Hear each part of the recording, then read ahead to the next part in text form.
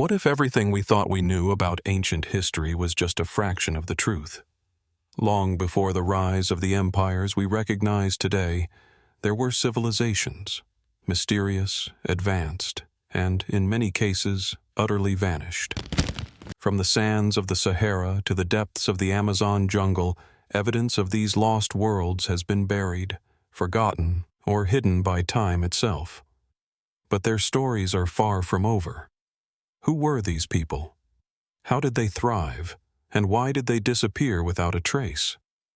Today, we'll journey through 3 hours of mind-bending discoveries, uncovering the truth about civilizations that left no answers behind, only more questions. Join us as we dig into the secrets of the past and let the search for answers begin. Deep in the heart of China's Yangtze River Delta lies a site that has baffled archaeologists, historians, and theorists alike for decades: the remains of the Liangzhu Civilization.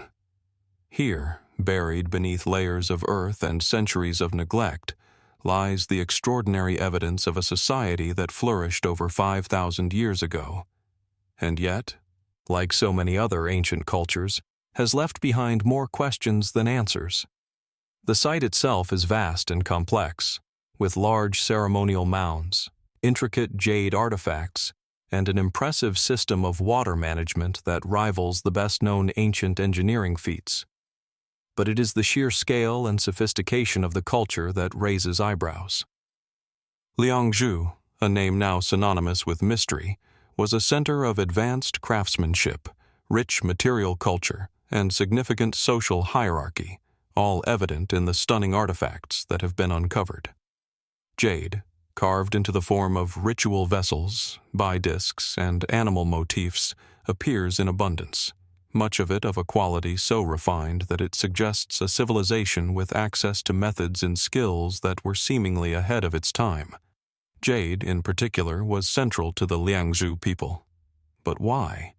Why did this relatively small, riverine society place such overwhelming importance on a material so difficult to work with?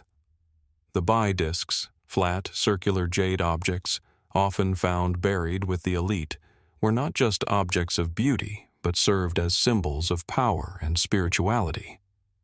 Yet, what did they mean to those who crafted them? And why do some of these discs display motifs that appear to be much older than the civilization itself, suggesting that the symbols could have had far-reaching significance, potentially linked to beliefs or practices from an even earlier era? The site of Liangzhu has also revealed an astonishingly sophisticated urban layout, with clear evidence of well-planned streets, residential areas, and evidence of large-scale flood control systems. The Liangzhu people were experts in managing their environment. The canals and levees they built appear to have been carefully designed to protect their cities from the frequent flooding of the Yangtze River, an impressive feat for a civilization of their time. Some scholars have even suggested that their ability to control the environment was not just practical, but religious, as if their engineering was as much a form of divine worship as it was a means of survival. But why did this advanced civilization, with all its engineering prowess, fail to protect itself from the very forces of nature it had mastered? The collapse of the Liangzhu civilization remains one of its most enigmatic aspects. The official timeline tells us that the civilization disappeared abruptly around 2000 BCE, but the cause of its downfall remains elusive. Was it environmental factors? Perhaps the failure of their intricate flood control systems, leading to catastrophic flooding? Or could it have been something more subtle, such as internal strife or social collapse? Speculation is rife, but definitive answers are few. What's most intriguing, however, is the silence that surrounds the fall of the Liangzhu people. Unlike other ancient civilizations, there is no sign of war, no evidence of foreign invaders, and no records left behind by the civilization itself. It is as if they simply vanished, leaving behind only fragments of their once great society. The archaeologists who have worked at the site often remark on the eerie stillness that pervades the air, an unsettling reminder that so much of what we know about them is based on limited evidence. Even today, despite the numerous excavations and studies, much of the Liangzhu mystery remains unsolved. Some scholars believe that the civilization was not entirely destroyed, but rather absorbed into other emerging cultures. Could the Liangzhu have been the precursor to later, more well-documented Chinese dynasties, their practices and beliefs woven into the fabric of the greater Chinese civilization? Or did they simply disappear, their legacy fading into the annals of forgotten history? As we continue to uncover the remnants of the Liangzhu, the questions persist. The tools they used, the symbols they worshipped, the very reasons for their rise and fall, each one of these elements continues to resist simple answers. What secrets still lie hidden in the earth beneath Liangzhu? And what might future excavations reveal about this lost civilization, still largely shrouded in mystery? The story of the Liangzhu is far from over, and perhaps it is only a matter of time before we uncover more of their ancient truth. But for now, it remains one of history's most compelling, unresolved puzzles. As we journey through the lost civilizations of prehistory, we find ourselves in the heart of ancient Anatolia, in what is now modern-day Turkey. Here, nestled on the high plains, lies the site of Kültepe, once known as Kanesh, a city that flourished thousands of years ago, yet remains a place of enigma and discovery. This was not merely a settlement. It was a bustling hub of trade and cultural exchange, a center of commerce where Assyrians, Hittites, and Anatolians crossed paths in a world of unspoken alliances, secrets, and fleeting power. The city of Kültepe was an ancient trading metropolis, strategically positioned along the famed trade routes that connected the east to the west, the north to the south. Its location allowed it to serve as a crossroads for goods, people, and ideas, a place where merchants from distant lands would meet, barter, and leave behind pieces of their world. But despite its prominence, Kültepe is shrouded in as much mystery as it is in history. At the heart of Kültepe's story lies the discovery of thousands of cuneiform tablets, small clay records that tell us a great deal about the city's economic and social life. These tablets, often referred to as the Kanesh archives, offer a fascinating glimpse into the daily workings of this ancient civilization. They record trade agreements, contracts, and letters that reveal the city's role as a key player in long-distance commerce, with merchants trading goods such as textiles, tin, and precious metals.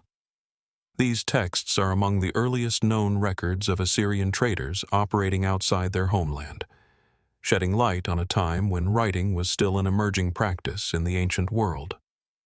But for all the wealth of information contained within these cuneiform tablets, there is still much we do not understand. Who were these traders, really? What did their presence in Kültepe truly signify? And why did such a thriving cosmopolitan society appear to have been left in relative obscurity until its rediscovery in the 20th century? The city itself, once a vibrant center of activity, now lies in ruins, its streets silent and empty, save for the wind that sweeps through the crumbling walls. Excavations have uncovered the foundations of buildings, the remnants of homes and marketplaces. But there is a lingering sense of something missing. While the material wealth of Kültepe is undeniable, its spiritual and cultural significance remains elusive.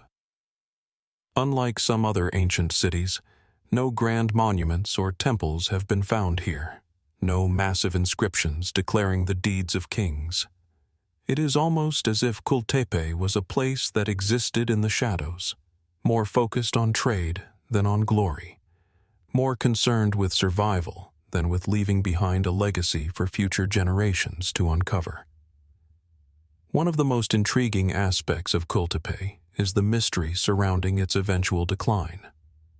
Unlike other ancient cities that fell to foreign invaders or succumbed to natural disasters, the reasons for Kültepe's collapse remain largely speculative.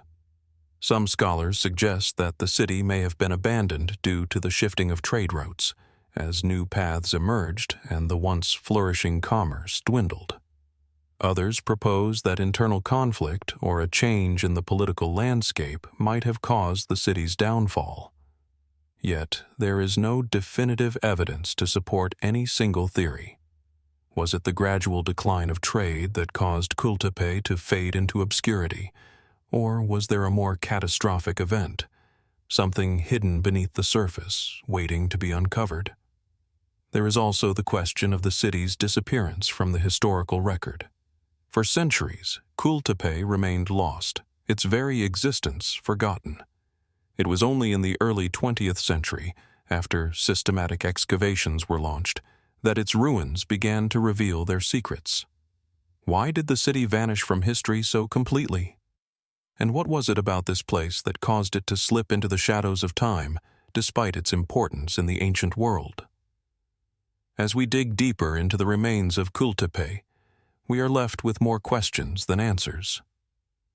The cuneiform tablets offer a glimpse into the vibrant trade networks of the ancient world, but they do little to explain the forces that shaped Kültepe's rise and fall. What lies beneath the layers of earth still concealing the city's secrets? Were there more records, more stories, more evidence that could shed light on the true nature of this ancient civilization?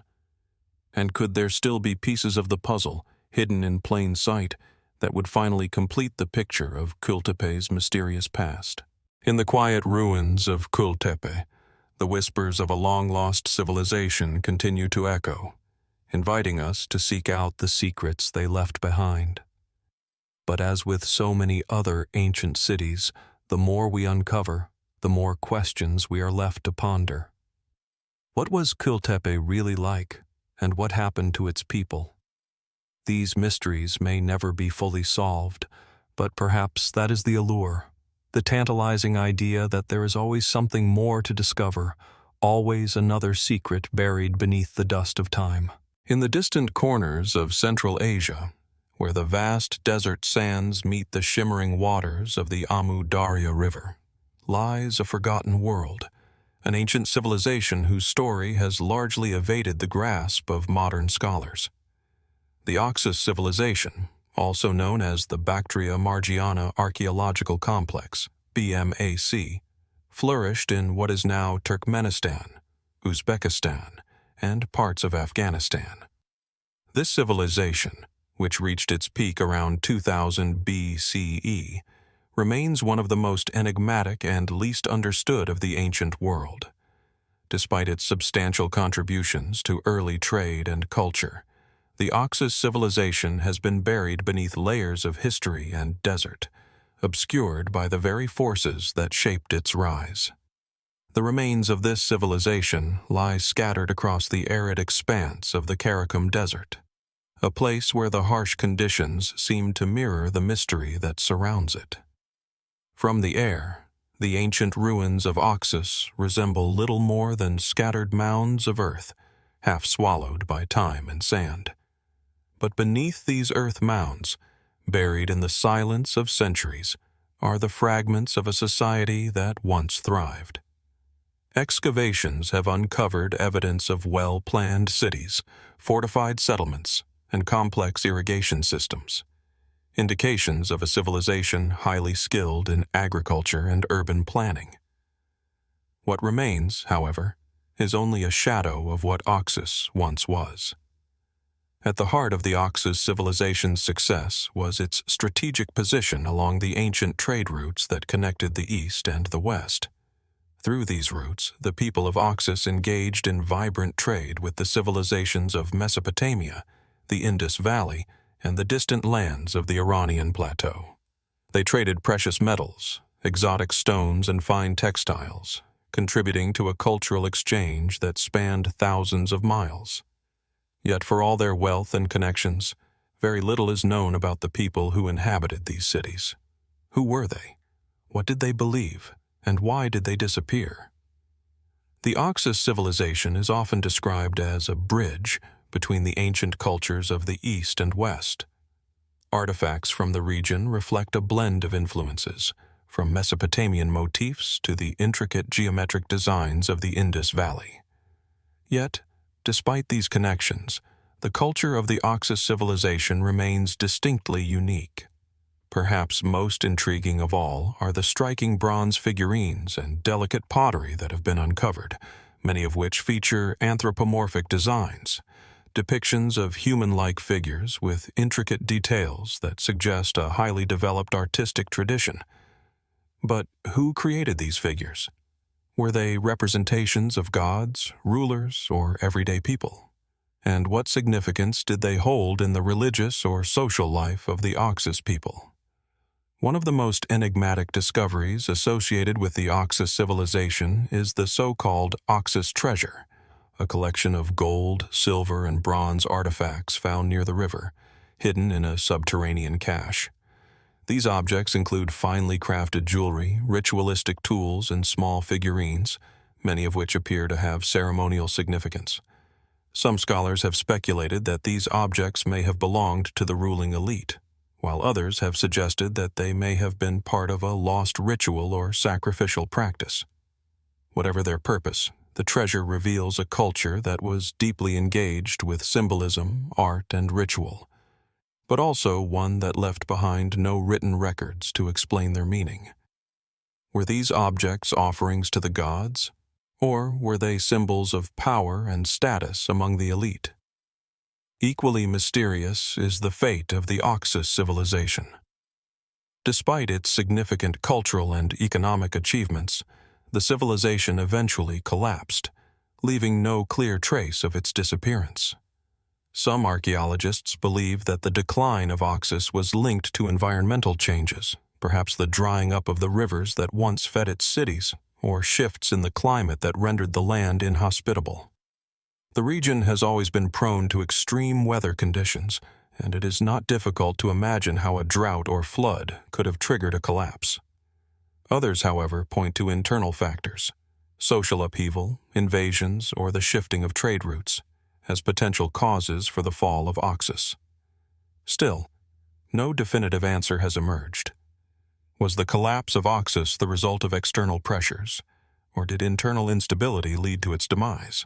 One of the most captivating theories surrounding the collapse of the Oxus civilization involves the rise of the Aryan peoples, who eventually swept across the Iranian plateau and into the Indian subcontinent.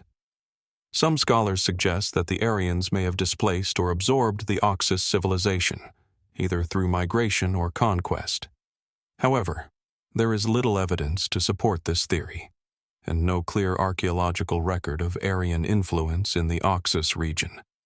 It remains a possibility, but the details are elusive. Could the Aryans have played a role in the civilization's disappearance? Or was the collapse of Oxus simply a result of its own internal dynamics? As excavations continue across the region, new discoveries are slowly revealing more about the Oxus civilization, but with each revelation, more questions arise. Despite the many artifacts recovered from the site, we still have no firm understanding of the Oxus people's language or writing system. The lack of inscriptions or written records leaves us to speculate on their beliefs, political systems, and social structures.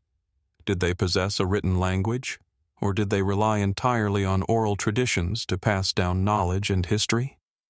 The lack of direct evidence has led to an ongoing debate among scholars. Some believe that the Oxus civilization was simply a precursor to the later cultures that emerged in the region, such as the Persian Empire. Others suggest that Oxus represented a unique, independent culture that was more advanced than we give it credit for. The mystery remains unresolved, and the more we learn, the more questions we are left with. Why does this ancient civilization remain so hidden? Is it possible that there are still unknown elements of their culture waiting to be discovered in the ruins? Could there be entire cities buried beneath the shifting sands of the Karakum Desert, their secrets still waiting to be uncovered? The Oxus civilization, like so many others, continues to hold a certain allure, a tantalizing glimpse into a forgotten world that may one day reveal more than we ever thought possible. But for now, its full story remains one of the greatest mysteries of the ancient world. And perhaps that is exactly how it was meant to be, an enigma that still holds much to be uncovered, if only we can find the key to unlock it. Nestled in the heart of ancient Syria on the arid plains of the Euphrates Valley, the city of Ebla once stood as a beacon of power and culture, its ruins now a silent testament to a civilization that rose and vanished long before the great empires of the ancient Near East. Today, the site of Ebla, discovered in 1964 by Italian archaeologists, is known for its startling revelations. A complex city with a sophisticated political system, trade networks stretching from the Mediterranean to the heart of Mesopotamia, and a language that predated many others in the region. Yet, despite its apparent importance, the civilization of Ebla remains shrouded in mystery, its ultimate fate hidden behind the dust of time and the silence of ancient ruins. The site of Ebla, now known as Tel Marduk, lies near the modern-day town of Idlib in northwestern Syria. At first glance, the location is striking for its relative isolation, an oasis in a vast desert expanse where the remains of grand palaces, massive walls, and temples still stand defiant against the ravages of centuries.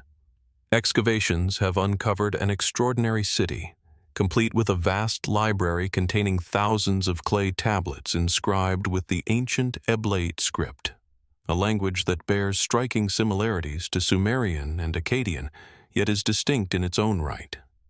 But what is most remarkable about Ebla is not just its impressive architecture or its linguistic legacy, but the unanswered questions that surround its rise and fall.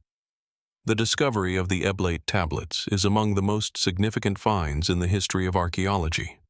These tablets, which date back to the 24th century BCE, provide us with a wealth of information about the daily life, politics, and religion of Ebla. They contain records of trade, laws, treaties, and royal decrees, offering a glimpse into the inner workings of one of the most advanced cities of its time. In one of the most astonishing revelations, the Eblaite archives contain references to dozens of cities in the region, many of which were previously unknown to historians. Ebla, it seems, was not merely a city-state, but the center of a vast political and economic network, influencing a wide swath of the ancient world. The Eblaites traded with Sumerians, Akkadians, and even distant Anatolian peoples, suggesting that the city was at the heart of a thriving cosmopolitan world. However, for all its significance, the identity of the people of Ebla remains somewhat elusive. The language on the tablets, while closely related to other Semitic languages of the region, is not fully understood, and much of the meaning of the inscriptions remains hidden. Though scholars have made considerable progress in deciphering the script, many of the nuances of Eblaite society remain a mystery.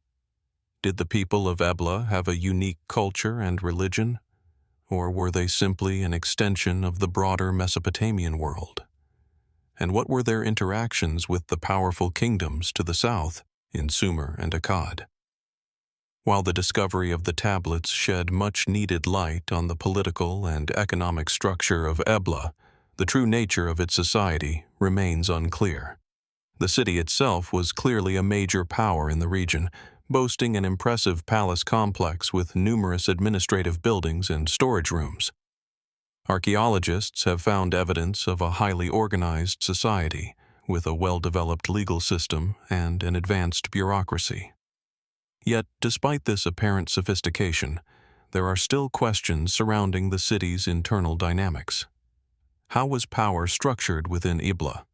Did a single ruler hold sway, or was the city governed by a council of officials? And who were the people that formed the administrative core of this bustling city? Merchants, scribes, soldiers, or something else entirely? The most perplexing aspect of Ebla's history, however, is its sudden disappearance from the annals of history. Around the 23rd century BCE, after flourishing for several centuries, the city was destroyed. The reasons for this abrupt collapse remain shrouded in mystery. Some scholars have suggested that the city was destroyed by an external invasion, possibly from the forces of Sargon of Akkad, whose empire expanded across Mesopotamia at the time. Yet, there is no definitive evidence to support this theory. Other theories point to internal strife or environmental changes as potential causes for the city's downfall. Were there earthquakes, floods, or droughts that rendered the city uninhabitable? Did the collapse of trade networks or political instability contribute to its downfall? Intriguingly, some of the Eblaite tablets contain references to an invasion or war, but the records are fragmented and open to interpretation. It is unclear whether these references refer to the city's eventual destruction or to earlier conflicts that were resolved before the collapse. The absence of written records from the period after Ebla's destruction only deepens the mystery, leaving scholars to speculate whether the city's inhabitants simply abandoned their homes in the wake of disaster, or whether they were destroyed in battle, their legacy lost forever in the wake of violent conquest. Perhaps one of the most unsettling aspects of the Ebla civilization's decline is the possibility that its story has been largely forgotten. Unlike other ancient cultures, Ebla left behind no great monuments or inscriptions to commemorate its rulers or its achievements. No monumental tombs, no grand palaces with inscriptions extolling the greatness of its kings. It was as if the people of Ebla, whose city once stood at the crossroads of a vast and interconnected world, simply vanished into obscurity, their names and deeds fading into the dust. Some have speculated that the city's disappearance was part of a larger pattern of decline that affected many civilizations in the region during the early Bronze Age. Could the collapse of Ebla have been part of a series of interconnected events, climatic changes, invasions, economic collapse, that led to the fall of other great cities in the ancient Near East? Or was the fate of Ebla uniquely tied to its own internal decline, a result of political instability or changing trade patterns? Despite the tantalizing clues uncovered in the ruins of Ebla, much remains unknown. Its sudden destruction, its forgotten legacy, and its mysterious people all continue to provoke questions that remain unanswered. Why did such a powerful and sophisticated civilization disappear so abruptly, leaving behind only fragmented records and a few scattered artifacts? Were the people of Ebla absorbed into other cultures, or did they vanish entirely, leaving no trace behind?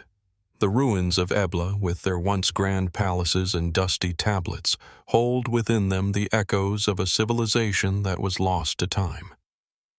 And yet, in the silence of the ruins, the mystery of Ebla remains, an ancient enigma waiting to be unraveled. What secrets might still lie buried beneath the earth, waiting for the right discovery to reveal them? Perhaps one day, more answers will emerge, but for now, Ebla stands as one of the many forgotten cities of the ancient world, its story incomplete and its legacy still a riddle to be solved. Tucked away in the southern reaches of Mesopotamia, where the Tigris and Euphrates rivers meander through the heart of modern-day Iraq, lies the forgotten kingdom of Larsa. Once a thriving city-state, its ruins now lie buried beneath centuries of dust and sand, waiting to be uncovered. Despite its once prominent role in the ancient world, Larsa is a civilization largely overshadowed by its more famous contemporaries, such as Babylon and Sumer. Yet, it was a city that played a pivotal role in the development of the region, with a rich cultural and political history that remains elusive to this day. The city of Larsa, with its sprawling ziggurats and monumental temples, was situated in the region known as Sumer, though it emerged as a distinct entity around 2000 BCE. Its location on the banks of the Euphrates River allowed it to become a center for trade and agriculture, vital to the economy of southern Mesopotamia. The fertile plains surrounding the city were ideal for the cultivation of barley and wheat, crops that fed not only the citizens of Larsa, but also provided surplus goods that fueled its extensive trade networks. Through these networks, the city engaged with distant lands, from the Mediterranean to the Iranian plateau, exchanging everything from textiles to precious metals. At the heart of Larsa's political and cultural significance was its religion. Like most ancient Mesopotamian cities, Larsa's leaders were deeply connected to the gods. Its main temple, dedicated to the moon god Sin, was one of the most important religious sites in the region. The influence of Larsa's religion can be seen in the grand inscriptions left behind by its rulers, each one eager to demonstrate their devotion and legitimacy through divine favor. These inscriptions, found on everything from stone steles to clay tablets, tell the story of a kingdom obsessed with the divine. Rulers of Larsa often depicted themselves as intermediaries between the gods and the people, their decrees backed by celestial authority. But what was it about this particular city that allowed its religion to flourish so dramatically? Was it simply the power of its priests, or did Larsa possess a deeper, more enigmatic connection to the divine? Despite its grandeur, Larsa's true identity remains a puzzle. Little is known about its social structures, and very few records from the common people have survived. The king, often referred to as Ensi or Lugal in the ancient texts, was the central figure in the governance of the city-state. These rulers left behind a remarkable array of inscriptions, but unlike the more famous Hammurabi of Babylon, their stories were often less concerned with law and justice and more focused on their divine roles and military triumphs. One of the most intriguing aspects of Larsa's civilization is its role within the broader political landscape of Mesopotamia. For much of its existence, Larsa was locked in a constant struggle for power with neighboring city-states like Isin, Ur, and Babylon. This rivalry played out over generations, with various kings of Larsa vying for control of trade routes, fertile land, and influence over the surrounding cities. The city's most famous ruler, King Rim-Sin, who reigned from around 1822 to 1763 BCE, is often credited with bringing Larsa to its greatest peak, asserting its dominance over neighboring regions. But despite this success, Larsa's kings ultimately found themselves at the mercy of greater powers. It was during Rim-Sin's reign that Larsa's power came to an end, as the mighty Babylonian king Hammurabi seized control of the city in 1763 BCE, marking the end of Larsa's independence and the beginning of its slow fade into obscurity. The fall of Larsa raises a number of questions. Was it the military might of Hammurabi that brought Larsa to its knees? Or were internal struggles, factionalism, corruption, or even a weakening of religious authority more to blame? We know that Hammurabi's rise was propelled by his ability to unite the disparate city-states of Mesopotamia, but could there have been a deeper, more existential cause behind Larsa's downfall? Could Larsa's rapid expansion, fueled by its aggressive military campaigns, have led to a depletion of resources or overextension that left it vulnerable to external conquest? And why was Larsa's political structure so deeply tied to religious ideology? Was this system sustainable in the long run, or did it contribute to its eventual collapse? As the centuries passed, Larsa gradually faded from historical records. It became a forgotten city, lost beneath layers of earth, its temples crumbling and its once mighty ziggurats reduced to rubble. For thousands of years, the ruins of Larsa remained buried, awaiting rediscovery. It wasn't until the early 20th century that archaeologists began to unearth its remnants, revealing an ancient city that had once played a central role in the unfolding drama of Mesopotamian civilization. Yet, even with this renewed attention, much about Larsa remains shrouded in mystery. One of the most intriguing aspects of Larsa's rediscovery is the absence of a clear narrative. Unlike other Mesopotamian cities, Larsa did not leave behind extensive records of its downfall. The inscriptions of its kings, though detailed, do not offer much insight into the factors that led to the city's eventual fall. There are few references to external threats or natural disasters, just a sudden and seemingly inevitable end. Could it be that Larsa's disappearance was so abrupt that even its own people were unable to record the cause? Or did Larsa simply fade into the background of history, overshadowed by the rise of more powerful states like Babylon. Some scholars have suggested that Larsa's decline was due to the shifting of trade routes or the rise of new political forces. Perhaps the economic foundation that had supported the city-state was gradually eroded, leading to its eventual collapse. Others have proposed that the religious structure that had once held the city together became a liability, leaving the kings of Larsa unable to adapt to the changing political realities of the time. Was Larsa a victim of its own religious fervor, a kingdom so devoted to its gods that it failed to recognize the dangers lurking at its borders? Despite the considerable archaeological work done at Larsa, much about the city remains unknown. What was the true nature of its religion, and how did it shape the lives of the people who lived there? How did the relationship between the divine and the political evolve over time, and what impact did it have on the city's long-term survival?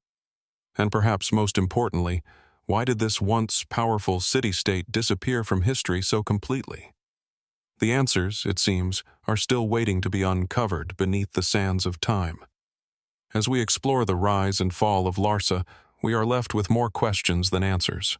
The city's powerful kings, its vast trade networks, and its impressive religious institutions offer tantalizing glimpses into an ancient world that was rich with complexity.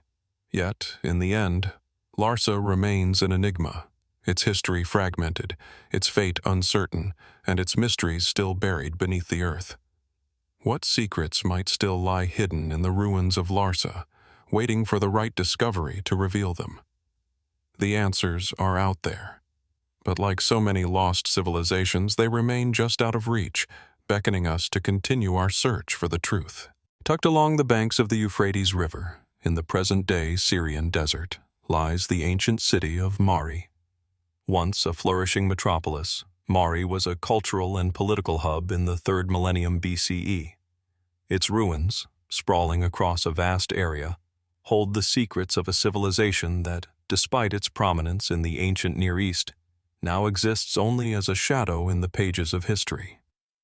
Discovered in the early 20th century, the remains of Mari have yielded extraordinary insights into the daily life, governance, and religious practices of its people. Yet, for all its grandeur, the story of Mari's rise and fall remains shrouded in mystery, with many questions still unanswered. The site of Mari, located in modern-day Tel Hariri in Syria, is marked by the sprawling remnants of a once mighty city that rose and fell within a relatively short span of time. Mari's strategic location along the Euphrates was vital for its development. It became a crossroads for trade between Mesopotamia, Anatolia, and the Levant. In the heart of the city, a grand palace complex, known as the Palace of Zimri-Lim, was discovered, complete with magnificent frescoes and detailed inscriptions that tell of its opulence and power. These palatial walls, adorned with vibrant depictions of royal life, serve as a poignant reminder of the city's cultural vibrancy and political significance. But what was it that made Mari stand out in an era of competing kingdoms? The Palace of Zimri-Lim, dating to the 18th century BCE, is one of the most remarkable architectural achievements of ancient Mari. It was not only a royal residence, but a center of administration, religion, and diplomacy. The sheer scale of the palace speaks to the wealth and ambition of Mari's rulers. But it is the extraordinary discoveries within the palace that truly reveal the complexity of this civilization. Among the many artifacts recovered were thousands of clay tablets inscribed with cuneiform script, offering invaluable insights into the administration and daily life of the city. These tablets document everything from trade agreements to military campaigns, religious rituals, and royal decrees. They tell the story of a kingdom that was deeply connected to the larger political and economic networks of the ancient Near East. Yet, for all their richness, these records leave us with one haunting question. Why did Mari disappear so suddenly from the historical stage? The fall of Mari remains one of the most enigmatic aspects of its history.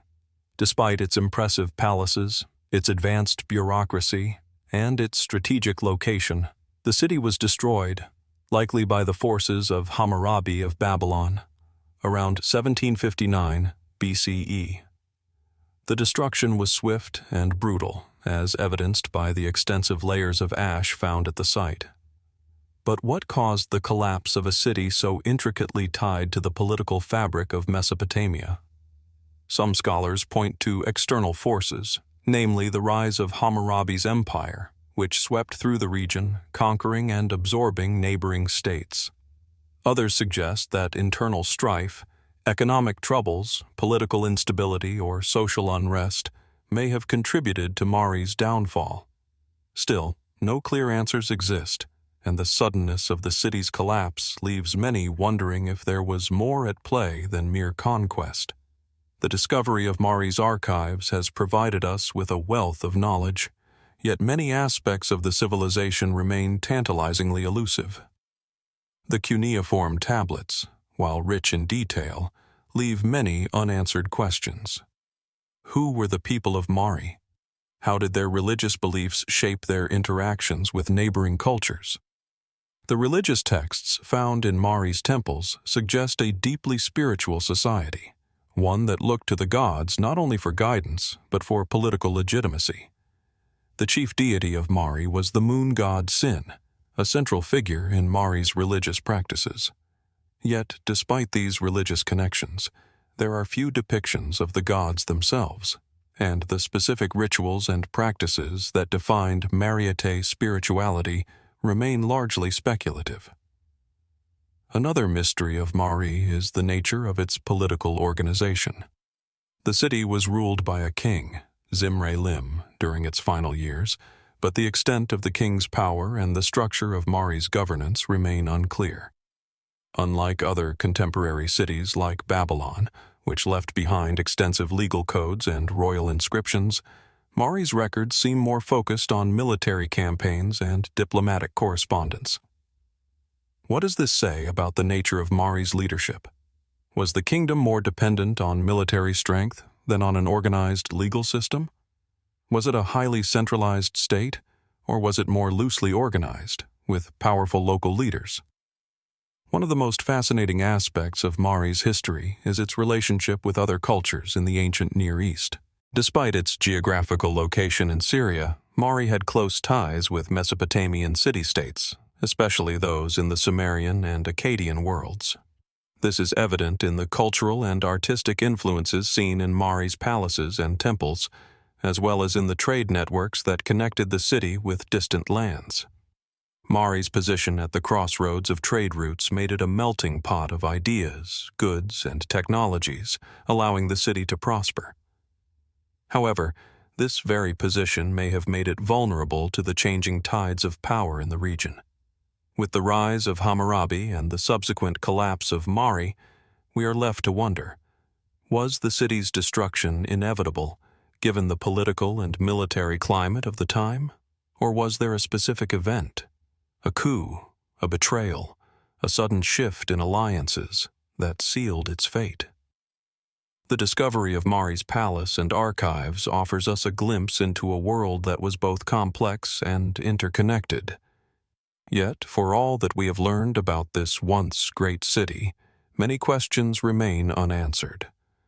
Why did Mari, despite its central position in the ancient world, fall so swiftly into ruin? Was it the result of external invasion, internal strife, or a combination of factors? What role did Mari's religious and political structures play in its rise and fall? And perhaps most haunting of all, what secrets might still lie hidden beneath the ruins of Mari, waiting to be uncovered? The story of Mari, like so many other ancient civilizations, is filled with contradictions and mysteries. Its cultural and political achievements stand as a testament to the ingenuity and resilience of its people. But its sudden disappearance, without a clear explanation, only adds to the intrigue, leaving us with more questions than answers. What remains buried in the sands of Mari's ruins? What did we lose when the city was erased from history? As we continue to explore the mysteries of the ancient world, Mari stands as a reminder that there are still many civilizations whose stories have yet to be fully told, whose secrets are still waiting to be revealed. Hidden deep in the fertile plains of modern-day Ukraine and Moldova lies one of the most enigmatic and perplexing archaeological discoveries of prehistory, the Trypillian Mega-Settlements. These vast, ancient communities, which flourished around 5000 to 3000 BCE, were some of the largest and most complex settlements in the prehistoric world. Yet, despite their scale and sophistication, the people of Trypillia, part of a larger cultural network known as the Trypillian culture, left behind few written records and little direct evidence of their lives. The remains of their settlements, however, reveal a society that was as advanced as it was mysterious, with sprawling cities and a deep connection to the land, all but abandoned in an inexplicable fashion. The Trypillian settlements were not mere villages, but sprawling, complex communities that seem to defy everything we know about prehistoric peoples. The remains of these settlements, often discovered in clusters, stretch across the steppes of Eastern Europe, primarily in Ukraine and Moldova. What makes these settlements truly remarkable is their sheer size and complexity. At their peak, some of the Trypillian cities spanned over 100 hectares, 247 acres, larger than many cities in ancient Mesopotamia. The town planning revealed by the archaeological excavations suggests a highly organized society, with streets, dwellings, and open spaces arranged in geometric patterns. This level of planning, often associated with much later civilizations, raises a compelling question. How could a people with no written language and limited technology achieve such monumental feats of urbanization? As we look closer at these settlements, we see that they were often surrounded by large, defensive ditches, which suggests a society that was concerned with protecting itself from external threats. These settlements were not isolated, but connected through a complex network of trade, communication, and cultural exchange. The inhabitants of Trypillia were skilled farmers, cultivating wheat, barley, and other crops, while also domesticating animals such as cattle and pigs. But it was their craftsmanship, particularly in pottery and the creation of intricate figurines, that truly sets them apart. The pottery found in these settlements is adorned with elaborate designs, and many of the figurines depict human and animal forms, some with exaggerated features that suggest ritualistic significance. Was this an early form of religious expression, or did these objects serve a more pragmatic role in daily life, perhaps as charms or symbols of fertility?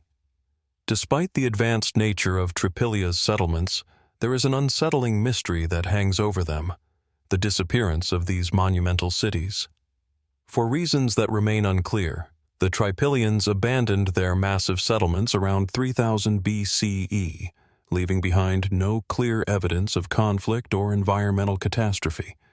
Some of the settlements show signs of fire, but these could have been the result of simple accidents or later occupations. What happened to the people of these cities? Did they disperse and merge with neighboring cultures, or did something more cataclysmic drive them away from their cities? The mystery deepens when we consider the sophisticated nature of Trypillia society and its sudden and seemingly unexplained collapse. One of the more intriguing theories about the downfall of the Trypillian mega-settlements is the possibility that the people experienced some form of environmental collapse. The region in which the Trypillians lived was subject to fluctuating climate conditions, and it is possible that a series of droughts or changes in the landscape may have made farming increasingly difficult. Could these shifts in climate have led to crop failures, famine, and ultimately the abandonment of the cities?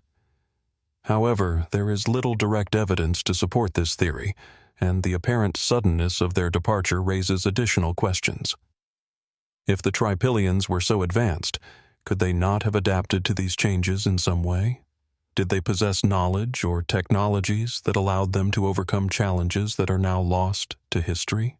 Alternatively, some scholars have suggested that the abandonment of the Trypillian settlements was driven by social or political factors. Was there a significant shift in power within the community? Perhaps a collapse in social cohesion or the rise of internal conflict pushed the people to leave their grand cities. Some archaeologists propose that the Trypillians may have been a society in flux, one that may have experienced a transition from a more egalitarian structure to one dominated by powerful elites. In such a scenario, the physical space of the settlements, once designed to house a cooperative and peaceful population, could have become a source of tension and division. Could this have been enough to unravel the social fabric of the Trypillian cities and drive their inhabitants to abandon their homes? There are also theories that suggest that the Trypillians were not wiped out by internal or external conflict, but instead that they voluntarily left their settlements as part of a broader cultural shift. Archaeological evidence indicates that the Trypillian people did not disappear entirely, but may have migrated to new areas, either seeking new opportunities or following changing trade routes. Perhaps the collapse of the mega-settlements was a response to the shifting dynamics of the time, a transformation rather than a destruction. But this theory raises further questions. If the Trypillians were indeed capable of adapting and moving, why did they abandon the vast and intricate cities they had built? Despite the many theories, the truth about why the Trypillian mega-settlements were abandoned remains unclear. Archaeological sites like those at Taljanki, Maidanetska, and others continue to offer tantalizing glimpses into the world of the Trypillians, but many questions remain unanswered. Were the Trypillians truly a peaceful people, as some suggest, or did they face threats that we have yet to uncover? Did their advanced urban planning, with its complex streets and intricate homes, speak to a deep cultural sophistication? Or was it a response to environmental pressures that forced them to adapt quickly to changing circumstances? And perhaps most poignantly, why did they leave behind such remarkable monuments to their civilization? Vast cities that, for reasons unknown, were left to crumble into the earth. The mystery of the Trypillian mega-settlements serves as a reminder of how much we still do not know about the ancient world. Even with the advanced technology and archaeology of today, we have yet to piece together the full story of these fascinating people.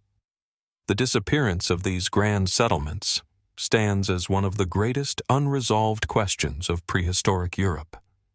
What truly led to their fall? Was it a single catastrophic event, or a gradual decline? And most curiously, what remains buried beneath the soil of these abandoned cities, waiting for us to uncover?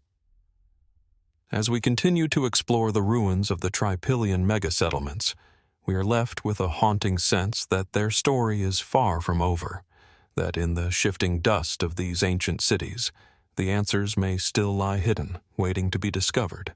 Nestled between the towering Zagros Mountains and the arid plains of southwestern Iran, the Elamite Civilization once flourished in the shadows of the great Mesopotamian powers.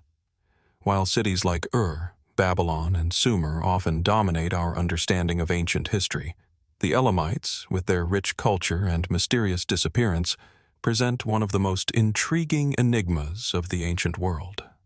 For centuries, their monuments, their language, and their legacy have been largely overshadowed by their more famous neighbors.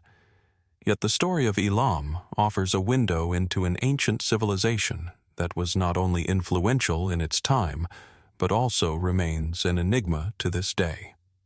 The heart of the Elamite civilization lay in the region known as Elam, situated in what is now modern-day Khuzestan in southwestern Iran.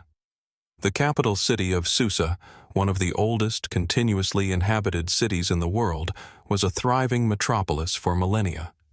Its towering ziggurats, ornate palaces, and intricate bas-reliefs tell the story of a city that played a vital role in the political, cultural, and religious life of the ancient Near East. But beneath the grandeur of Susa's ancient ruins lies a far deeper mystery. The civilization that built these monuments, the people who shaped its culture, and the forces that led to its sudden collapse. The Elamites, though deeply influenced by the great civilizations of Mesopotamia, developed their own distinct identity, language, and art. Their language, Elamite, remains only partially deciphered, and much of their written history is still lost to time. What we do know comes from the scattered remnants of their civilization, inscriptions on clay tablets, massive stone reliefs, and the ruins of palaces and temples. The Elamites were known for their artistic achievements, particularly in the realm of metallurgy and pottery. They were also skilled in sculpture, with some of their most impressive works depicting both gods and rulers in elaborate, stylized forms. In the city of Susa, one of the most striking features is the monumental architecture that survives to this day. The ancient ziggurats, built of mud, brick, and stone, stand as a testament to the Elamites' architectural prowess. These massive structures, dedicated to the gods, were the focal points of religious life. But what is particularly fascinating is how the Elamites incorporated elements from neighboring Mesopotamian civilizations into their own religious practices. Were the Elamites trying to assert their dominance, or were they simply drawing from a common religious tradition shared by all the great cultures of the region? It remains unclear. Among the artifacts discovered in Susa are numerous bas-reliefs and stone carvings, many depicting scenes of royal life and religious rituals. These carvings suggest that the Elamites were a deeply spiritual people, worshipping a pantheon of gods that included Inshushinak, the god of Susa, and Naparisha, the chief god of Elam. Their kings were often depicted in grandiose fashion, standing alongside their gods or receiving divine favor in the form of blessings or protection. Was the power of the Elamite kings simply a reflection of their military might?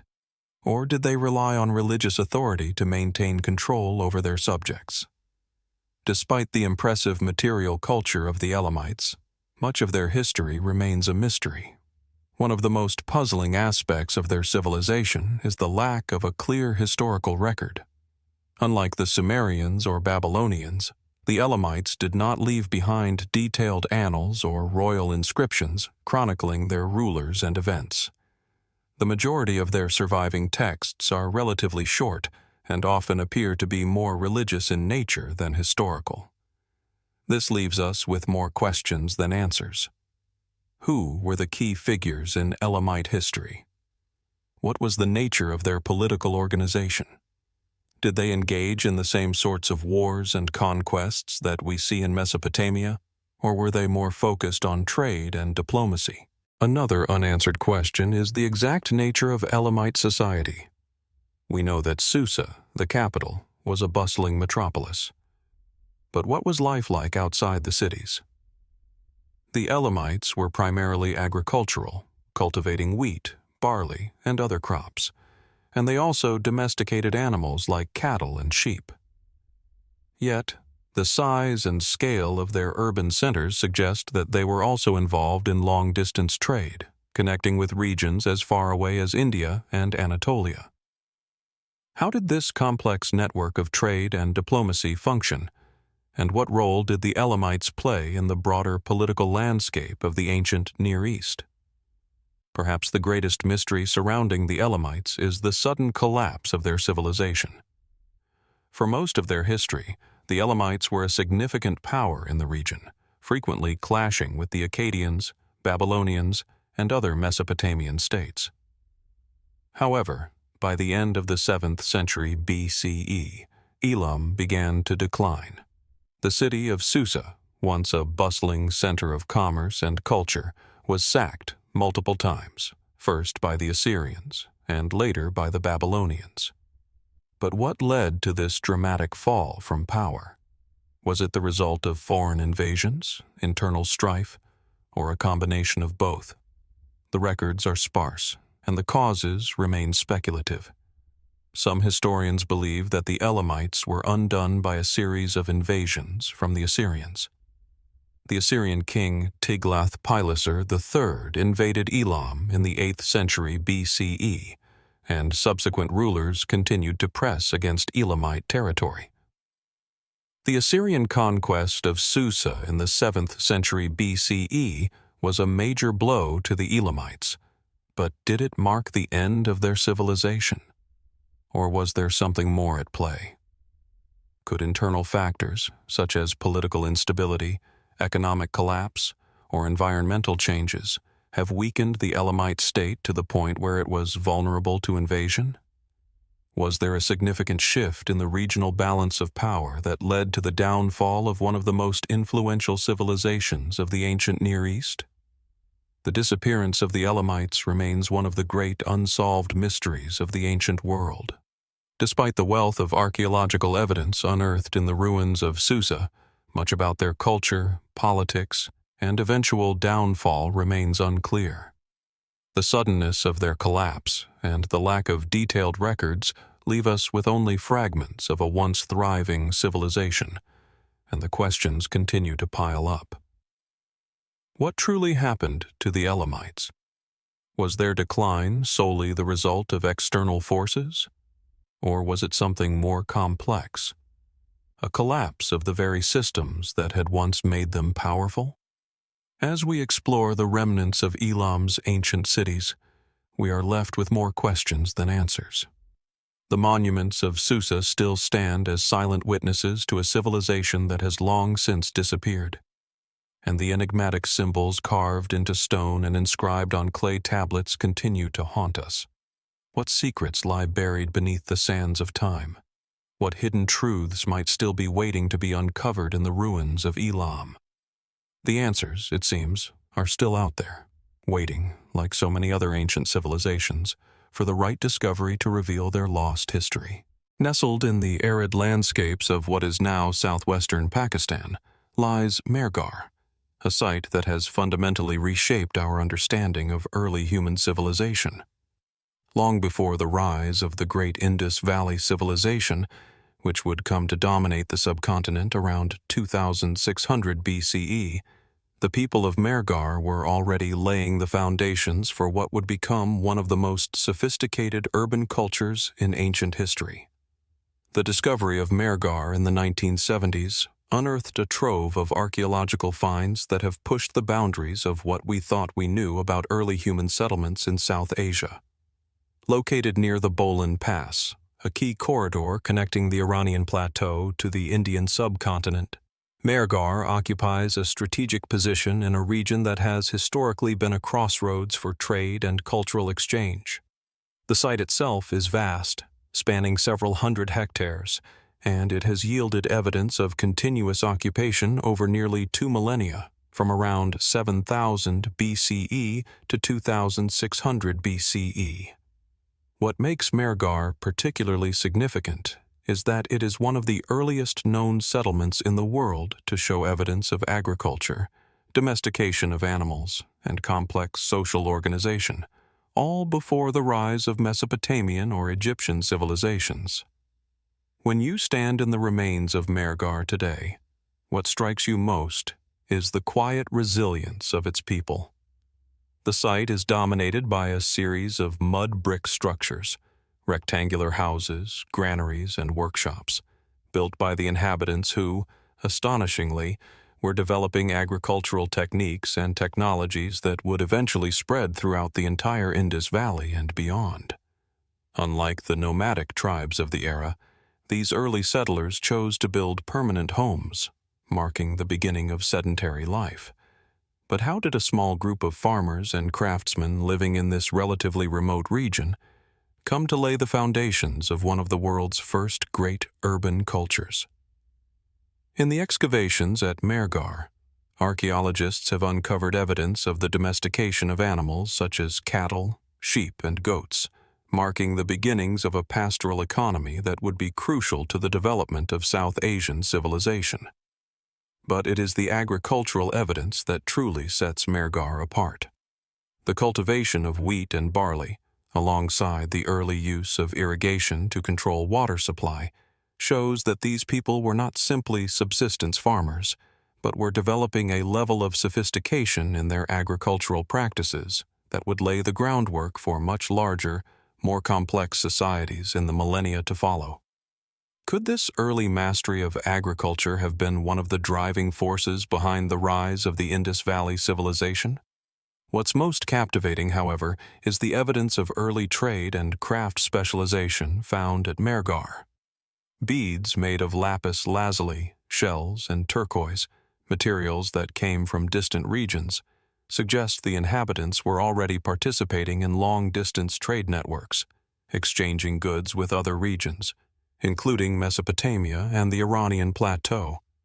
Pottery, intricately designed and finely crafted, reflects an aesthetic sophistication that is not typical of such early agricultural societies. Furthermore, the presence of large communal storage areas and evidence of specialized production areas points to an emerging system of resource management and labor division. These signs of economic complexity raise an intriguing question. How did this small, early settlement develop such advanced craft techniques? And to what extent did these technologies spread or influence other early cultures? The tools and artifacts uncovered at Mehrgarh speak volumes about the ingenuity of its people. But perhaps even more revealing is the discovery of burial sites, evidence that hints at the spiritual and cultural practices of these early settlers. In some of the burials, grave goods, such as pottery and jewelry, have been found, suggesting that the people of Mehrgarh had an evolving belief system, one that intertwined death, the afterlife, and material wealth. What did these rituals mean? Were they part of an early form of religious practices that would later be adopted by the Indus Valley Civilization, or were they unique to Mehrgarh? While some burial practices seem to mirror those of later cultures, others remain a mystery, inviting us to ponder the origins of spiritual and ritualistic traditions in this part of the world. However, for all the excitement surrounding the discoveries at Mehrgarh, many questions remain unresolved. The major one: why did Mehrgarh, with its highly developed society, eventually fade into obscurity? The transition from Mehrgarh to the more well-known Indus Valley Civilization, which would emerge around 2600 BCE, is not fully understood. Did the people of Mehrgarh directly contribute to the rise of the Indus Valley? Or did the two civilizations exist in parallel before merging or influencing one another? Some scholars suggest that the early settlers of Mehrgarh might have been displaced or absorbed by the larger, more centralized culture that emerged in cities like Harappa and Mohenjo-Daro. Yet the connections between these two cultures are still a subject of debate. Interestingly, the decline of Mehrgarh coincides with a broader pattern of changes in the landscape. Evidence from nearby sites suggests that climatic shifts and environmental changes may have played a role. Was the decline of Mehrgarh linked to droughts, flooding, or changes in the course of rivers that led to the loss of agricultural land? Alternatively, could the rise of new, larger urban centers have led to a shift in political and economic power, leaving smaller settlements like Mehrgarh to wither and fade? While there is evidence that agriculture persisted in the region for some time after the site's decline, the grand urban structures and evidence of specialized production largely disappeared. Another lingering mystery is the relationship between Mehrgarh and its neighbors. Was there a greater cultural and political network that linked Mehrgarh to other early settlements, or did it remain a relatively isolated outpost? The scarcity of written records from this early period leaves us with only fragments of information, and the absence of a clear script or standardized form of communication raises the question of how people interacted across such vast distances. Despite its enigmatic end, Mehrgarh remains one of the most significant archaeological sites in South Asia.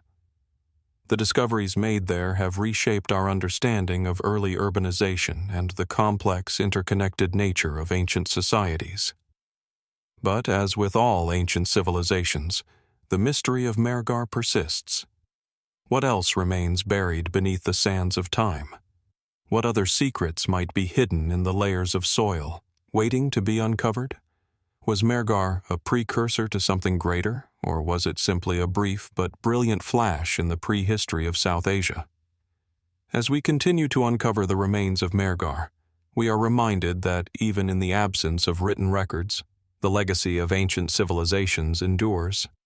Each new discovery, each new layer of earth unearthed, brings us one step closer to understanding a world that existed long before our own. Yet, with each answer, we are left with even more questions that continue to beckon, urging us to dig deeper into the mystery of the ancient world.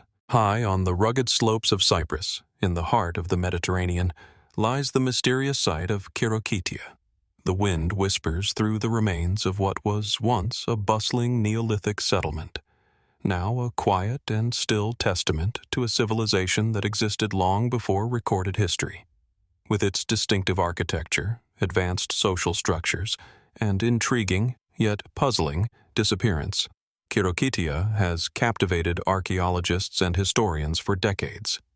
This ancient village, dating back to around 7000 BCE, offers an intimate glimpse into a people who were among the first to domesticate plants and animals, yet whose ultimate fate remains a tantalizing mystery. Khirokitia is perched on a hill overlooking the fertile valley of the Moroni River, with panoramic views that stretch across the dry, rugged landscape to the distant sea. The site's location is striking in its strategic choice, sheltered from the harsh winds, yet with easy access to the resources provided by the land and the sea. The town itself was built with great attention to planning and organization. What stands out most about Khirokitia are its well-constructed circular houses made from local limestone and mud brick with thick protective walls. These houses, which often have domed roofs, were arranged in clusters around an open space, creating a communal and organized feel to the settlement. The settlement of Khirokitia is unique in its construction and urban layout. Excavations have revealed a complex structure, with houses built in concentric rings, suggesting a deliberate design that prioritized social cohesion and communal living. The houses, while simple, are remarkably well preserved, and many of them still show evidence of hearths, storage areas, and even small courtyards. The settlement's infrastructure hints at a level of social organization that was not typical for the time. The people of Khirokitia were not just surviving, they were thriving, building structures that could house extended families and entire communities in relative comfort. Perhaps the most enigmatic feature of Khirokitia, however, is the way its inhabitants organized their lives. The houses were built to last, with thick stone foundations and robust walls designed to withstand the elements. Yet, curiously, there is no evidence of fortifications or defenses, leading some to wonder whether this was a society that was particularly peaceful, or if the lack of defensive structures suggests something more sinister or abrupt in its end. Was the settlement abandoned due to external threats, or did the inhabitants simply vanish without a trace, leaving behind only their well-crafted homes and the echo of a vanished world? The people of Khirokitia were among the earliest Neolithic settlers to practice agriculture, cultivating crops like wheat, barley, and lentils, alongside the domestication of sheep, goats, and pigs. This combination of farming and animal husbandry suggests a society that was able to produce surplus food, supporting a population that could focus on other aspects of life beyond mere subsistence. Artifacts found in the area, such as stone tools, grinding stones, and pottery, provide a glimpse into the daily lives of the Khirokitia people. The pottery, decorated with geometric patterns, seems to have been used not only for practical purposes, but also for ceremonial or ritualistic purposes, perhaps linking the daily life of the people to their spiritual beliefs. The burial practices at Khirokitia also offer fascinating insights into the culture of its people.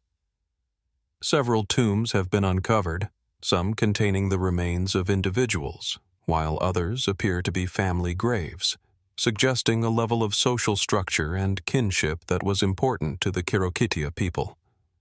The graves contain objects such as pottery and stone tools, as well as animal bones, indicating that the dead were provided for in the afterlife.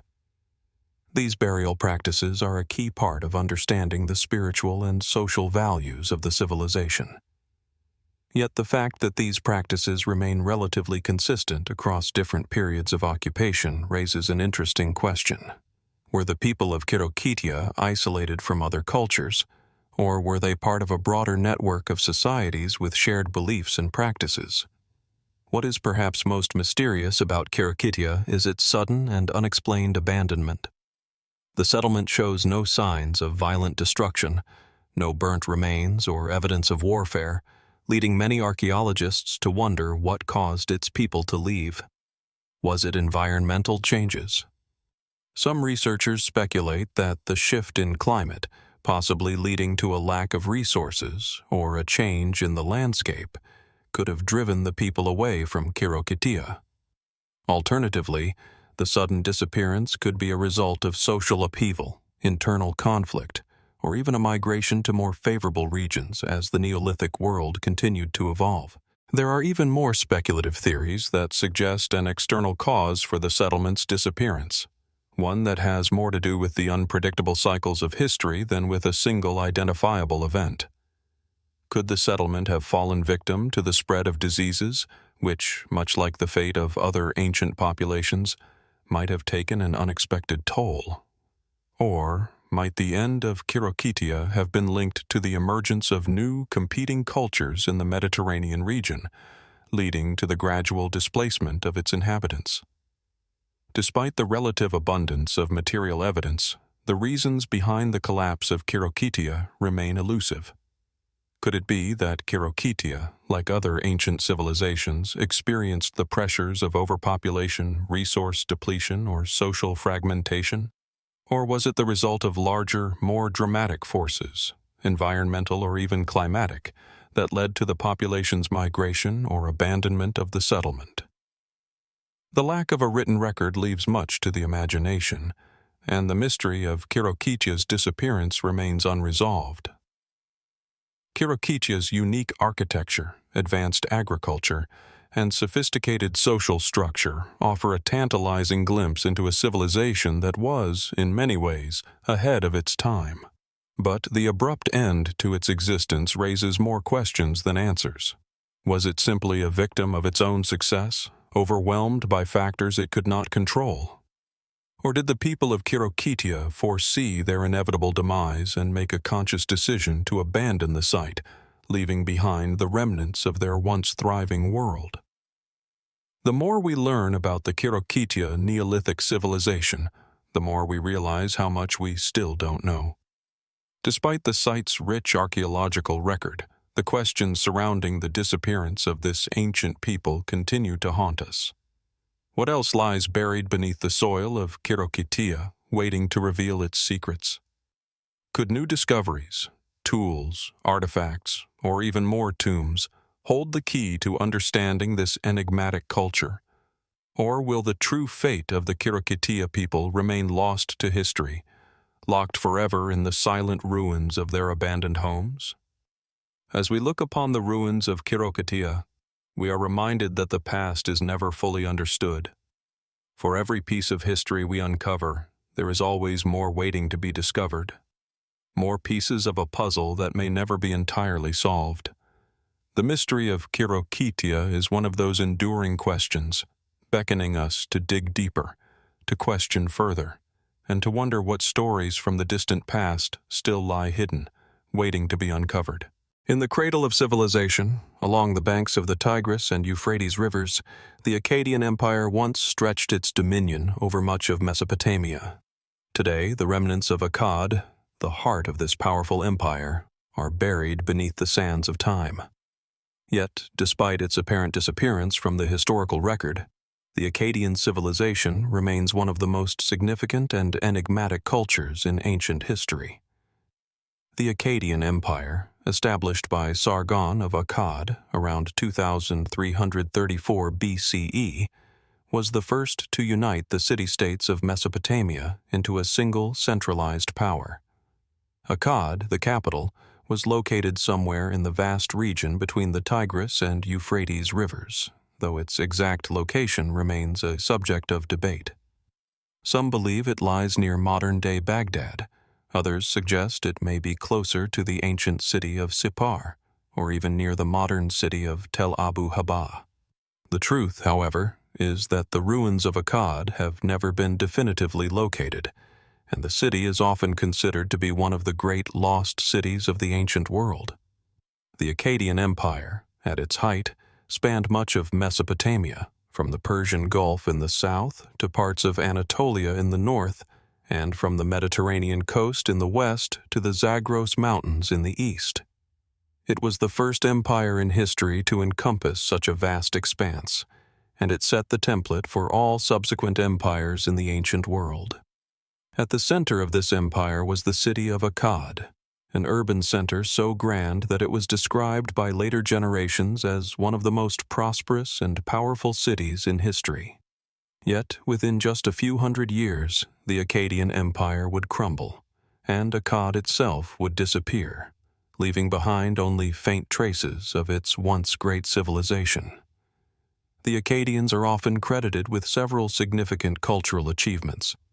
They were the first to establish a Semitic-speaking kingdom in Mesopotamia, paving the way for the rise of other Semitic empires, including the Babylonians and Assyrians. Sargon of Akkad, the empire's founder, is remembered as one of the greatest military leaders in history. He managed to conquer a vast array of city-states and unify them under a single rule. But what is most intriguing about Sargon's reign is how little we know about the man himself. Most of what is known about Sargon comes from later sources, including his own inscriptions, which present him as a divinely appointed ruler. There is even a legend that his birth was foretold by an oracle, adding a layer of myth to his already larger-than-life persona. Sargon's empire was not merely a political entity, it was also a cultural and religious force. Under his reign, Akkadian became the lingua franca of much of Mesopotamia, replacing Sumerian as the language of administration and culture. The Akkadians also adopted many elements of Sumerian religion, while introducing their own gods and rituals. This blend of Sumerian and Akkadian traditions is evident in the art and architecture of the period, as well as in the religious texts and inscriptions that have survived. However, despite its monumental achievements, the Akkadian Empire's sudden collapse remains one of the great mysteries of ancient history. Unlike many other ancient empires that fell to foreign invaders or internal strife, the Akkadian Empire seemingly fell due to a combination of factors that are still not fully understood. The most widely accepted theory is that the collapse of Akkad was brought about by a series of severe climatic events, including a prolonged drought. Evidence from ancient texts, as well as from recent studies of tree rings and lake sediments, suggests that the Akkadian Empire experienced an extreme drought that lasted for several decades. This may have led to widespread crop failure, famine, and a breakdown in social order. The Akkadian texts themselves speak of famine and hardship, suggesting that the empire's agricultural base was severely undermined by environmental factors. But could climate change alone have led to the fall of such a powerful empire? Could there have been other factors at play? Some scholars suggest that internal strife and rebellion among the various city-states under Akkadian rule may have contributed to the empire's collapse. The Akkadian Empire, like many others, was founded on a delicate balance of power between the central authority and the local rulers of individual city-states. It is possible that, as the empire weakened, these local rulers began to assert their independence, leading to a fragmentation of power and a breakdown in the cohesion of the empire. Another theory suggests that the Akkadian Empire may have fallen victim to outside invasions. The Gutians, a group of nomadic peoples from the Zagros Mountains, are often blamed for invading and destabilizing Akkad in its later years. However, evidence of a large-scale invasion is sparse, and it is unclear whether the Gutians were the cause of the empire's collapse, or merely took advantage of its weakened state. Moreover, the Akkadian texts themselves, while describing the invasions of foreign tribes, do not provide concrete evidence that the Gutians were responsible for the empire's ultimate downfall. The most compelling and haunting aspect of the Akkadian Empire's fall is the complete disappearance of the city of Akkad. Unlike other ancient cities, such as Babylon or Ur, which continued to be inhabited and rebuilt long after their initial rise, Akkad seems to have vanished without a trace. The city's exact location remains unknown, and no substantial archaeological evidence has been found to suggest what happened to it. Some scholars have speculated that Akkad may have been abandoned and later overrun by the desert sands, but this does not explain the utter absence of any clear archaeological markers. Could the fate of Akkad be tied to a more profound and mysterious event? Some fringe theories suggest that the collapse of the Akkadian Empire might have been due to a catastrophe of a more supernatural nature, such as a massive flood or even a comet impact, though there is no concrete evidence to support such claims. Regardless of the cause, the disappearance of Akkad remains a stark reminder of how civilizations, no matter how powerful or advanced, can fade into obscurity, leaving only fragments of their once great achievements behind. Today, as we examine the legacy of the Akkadian Empire, we are left with more questions than answers. What really caused the downfall of one of the world's first empires? Was it a series of unfortunate events, a combination of climate change, internal strife, and foreign invasion, or was there something more insidious at play? And perhaps most perplexing of all, why did the city of Akkad, the heart of the empire, disappear without a trace? As we continue to explore the remnants of the Akkadian civilization, we are reminded of how little we truly know about this ancient empire. The Akkadians may have left behind a profound legacy, but the answers to the greatest mysteries of their rise and fall remain elusive, hidden beneath the sands of Mesopotamia, waiting to be discovered. In the arid heart of the African continent, where the Nile River snakes through the barren deserts of Sudan, lies the enigmatic remnants of the ancient Nubian Kerma civilization. A thriving society that flourished from around 2500 BCE to 1500 BCE, the Kerma civilization was a powerful force in ancient northeastern Africa. Yet, despite its prominence, much of its history remains veiled in mystery, hidden beneath layers of time and sand.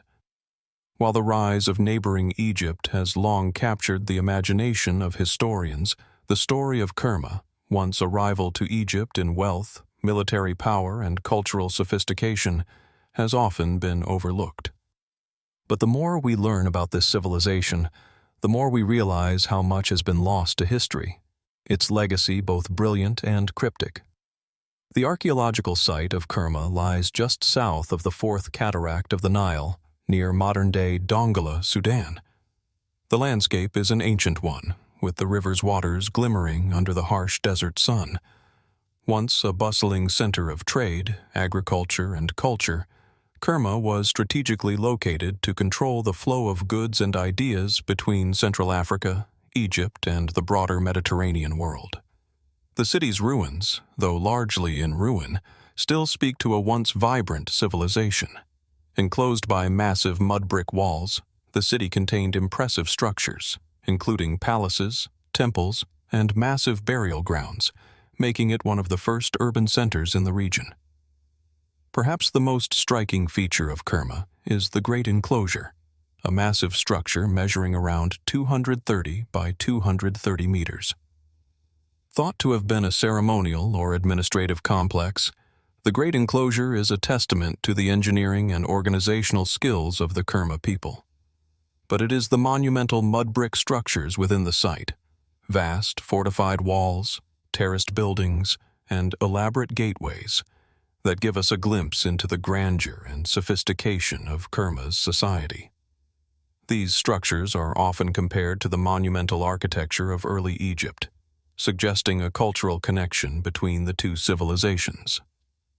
However, there are key differences that set Kerma apart, leaving us to wonder whether the two cultures influenced each other, or if they developed along entirely separate yet parallel paths. At the heart of Kerma The royal tombs stand as silent markers of the civilization's elite. These tombs, filled with a wealth of grave goods, including pottery, jewelry, weapons, and gold, speak to the wealth and power of the region's rulers. The most famous of these tombs is that of the king of Kerma, whose tomb is surrounded by an array of smaller burials and offerings. It is in these tombs that we see the dual nature of the civilization, a society deeply tied to both earthly wealth and spiritual belief. The offerings, often made of precious metals and exotic materials, indicate that the rulers of Kerma were not just political leaders, but also played central roles in the religious and ritual life of their people. Was their power derived purely from military might and wealth, or did they possess a spiritual authority that set them apart? But despite these grand displays of wealth and power, there is something haunting about Kerma's rise and fall. In the Egyptian texts, the kingdom of Nubia, of which Kerma was a central part, is often referred to as Taseti, or the land of the bow, known for its warrior culture. Egypt viewed Kerma both as a rival and as a potential partner in trade. However, what is most striking about the Kerma civilization's relationship with Egypt is its eventual abrupt decline. Around 1500 BCE, Kerma vanished from the historical record. What led to its collapse remains one of the great mysteries of ancient Africa. Several theories have been put forward to explain the fall of Kerma. One of the most widely accepted ideas is that the kingdom of Kerma faced mounting pressure from Egypt. The Egyptian pharaoh Thutmose I, around 1500 BCE, is believed to have led a military campaign into Nubia, culminating in the destruction of Kerma. Archaeological evidence suggests that Egyptian forces attacked and burned the city, leading to its abandonment. But was this military conquest the sole reason for the civilization's collapse? Or could there have been other contributing factors, internal strife, environmental change, or resource depletion, that weakened Kerma's foundation and made it vulnerable to outside conquest? Some scholars have suggested that the eventual integration of Nubia into Egypt's growing empire may have led to a gradual loss of Kerma's distinct identity. The cultural influence of Egypt on Nubia during this period is undeniable, and there are signs that the Nubians began to adopt many aspects of Egyptian life, from architecture and religious practices to artistic styles. Could this process of cultural assimilation have led to the dissolution of the Kerma state, as it was absorbed into Egypt's expanding sphere of influence? There are, however, alternative and more speculative theories. Some have pointed to possible environmental factors, such as a dramatic shift in climate that could have led to drought, famine, or flooding, which might have destabilized the Kerma economy and weakened its agricultural base. Other theories suggest that Kerma's ruling elite may have overextended their power or resources, leading to internal collapse long before Egypt's military intervention. Still others propose that Kerma may have faced invasions from other African kingdoms to the south, which weakened its ability to defend against Egyptian forces. Despite these theories, the true cause of Kerma's fall remains elusive. The site itself, though explored, has not yielded enough conclusive evidence to fully explain the reasons behind its collapse. The fact that no comprehensive written records have survived from the Kerma period only deepens the mystery, leaving us to piece together the puzzle from the surviving archaeological remains. Could there have been a more profound social or cultural shift that led to the civilization's dissolution? Was there an internal rebellion or a significant cultural transformation that led the inhabitants of Kerma to abandon their city and disappear? The absence of written records is perhaps one of the most frustrating aspects of studying the Kerma civilization.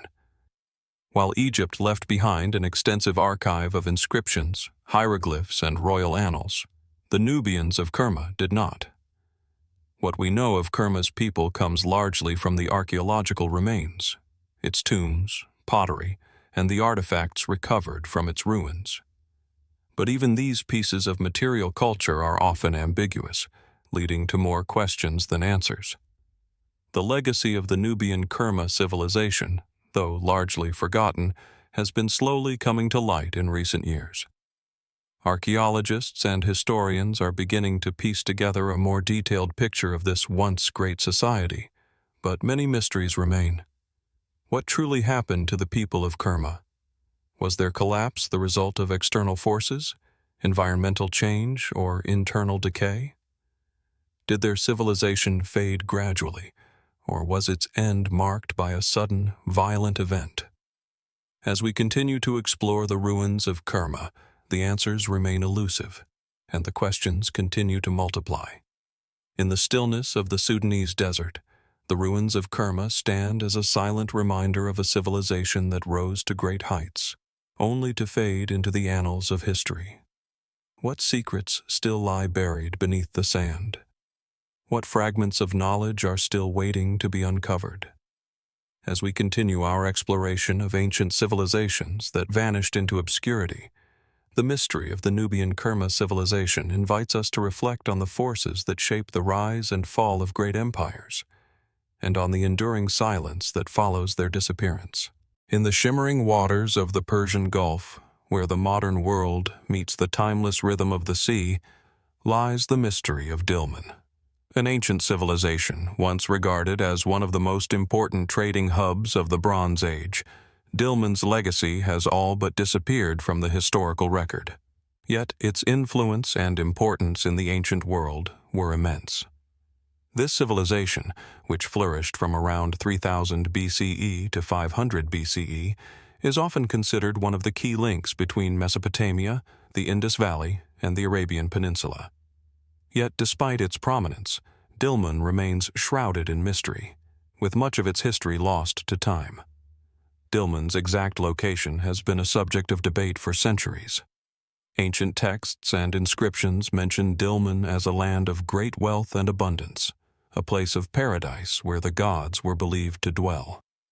For centuries, scholars speculated that Dilmun was located somewhere along the Arabian Peninsula, but it wasn't until the 1950s that archaeological excavations began to uncover the true extent of its reach. Today, the island of Bahrain is often identified as the heart of the Dilmun civilization, with evidence pointing to its role as a major center of trade, culture, and religion.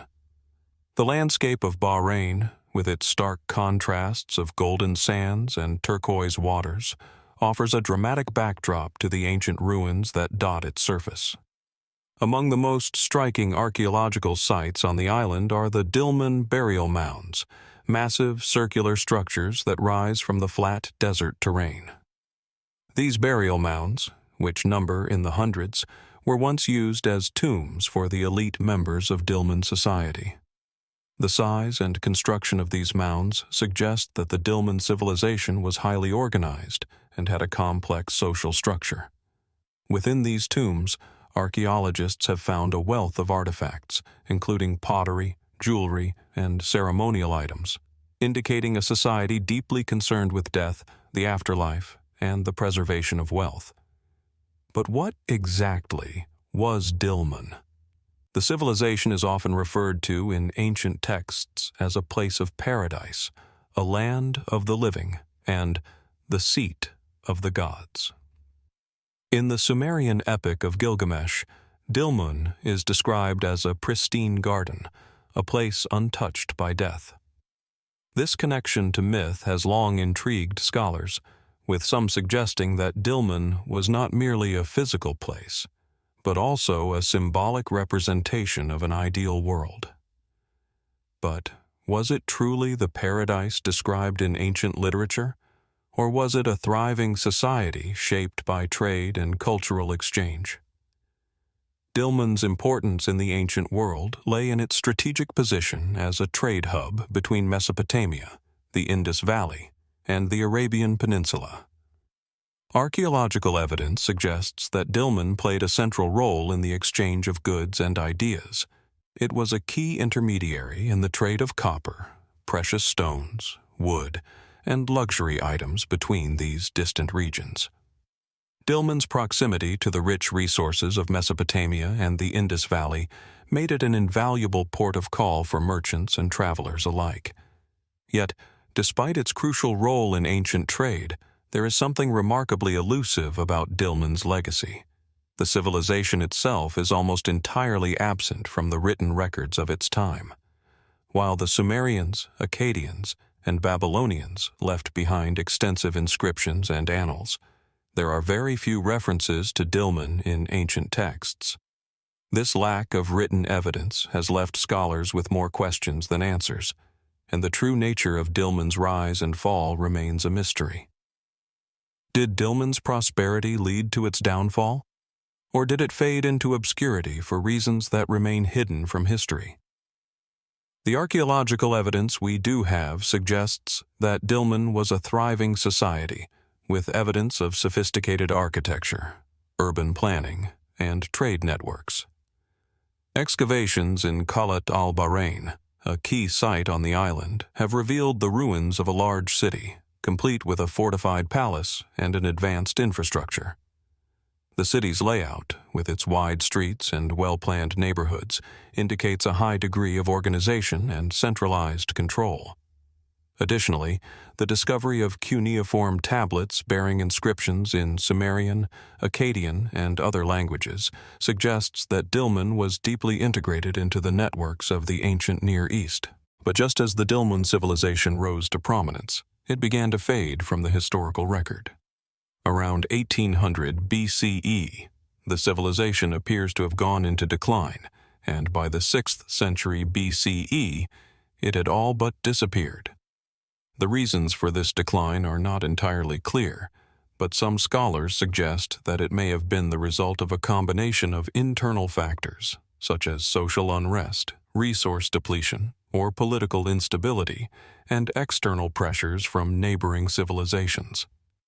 Could the rise of powerful states like the Babylonians and Persians have overwhelmed Dilmun, or did the civilization fall victim to changing trade routes, environmental challenges, or other unforeseen forces?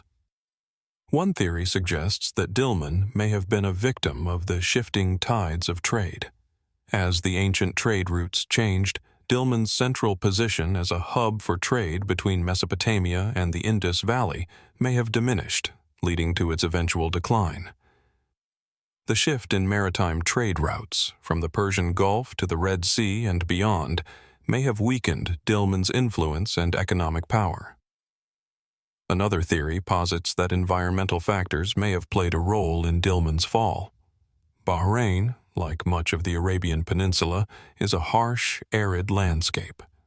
Some researchers have speculated that climate change or a severe drought could have devastated the agricultural base of the Dilmun civilization, making it harder for the society to sustain itself.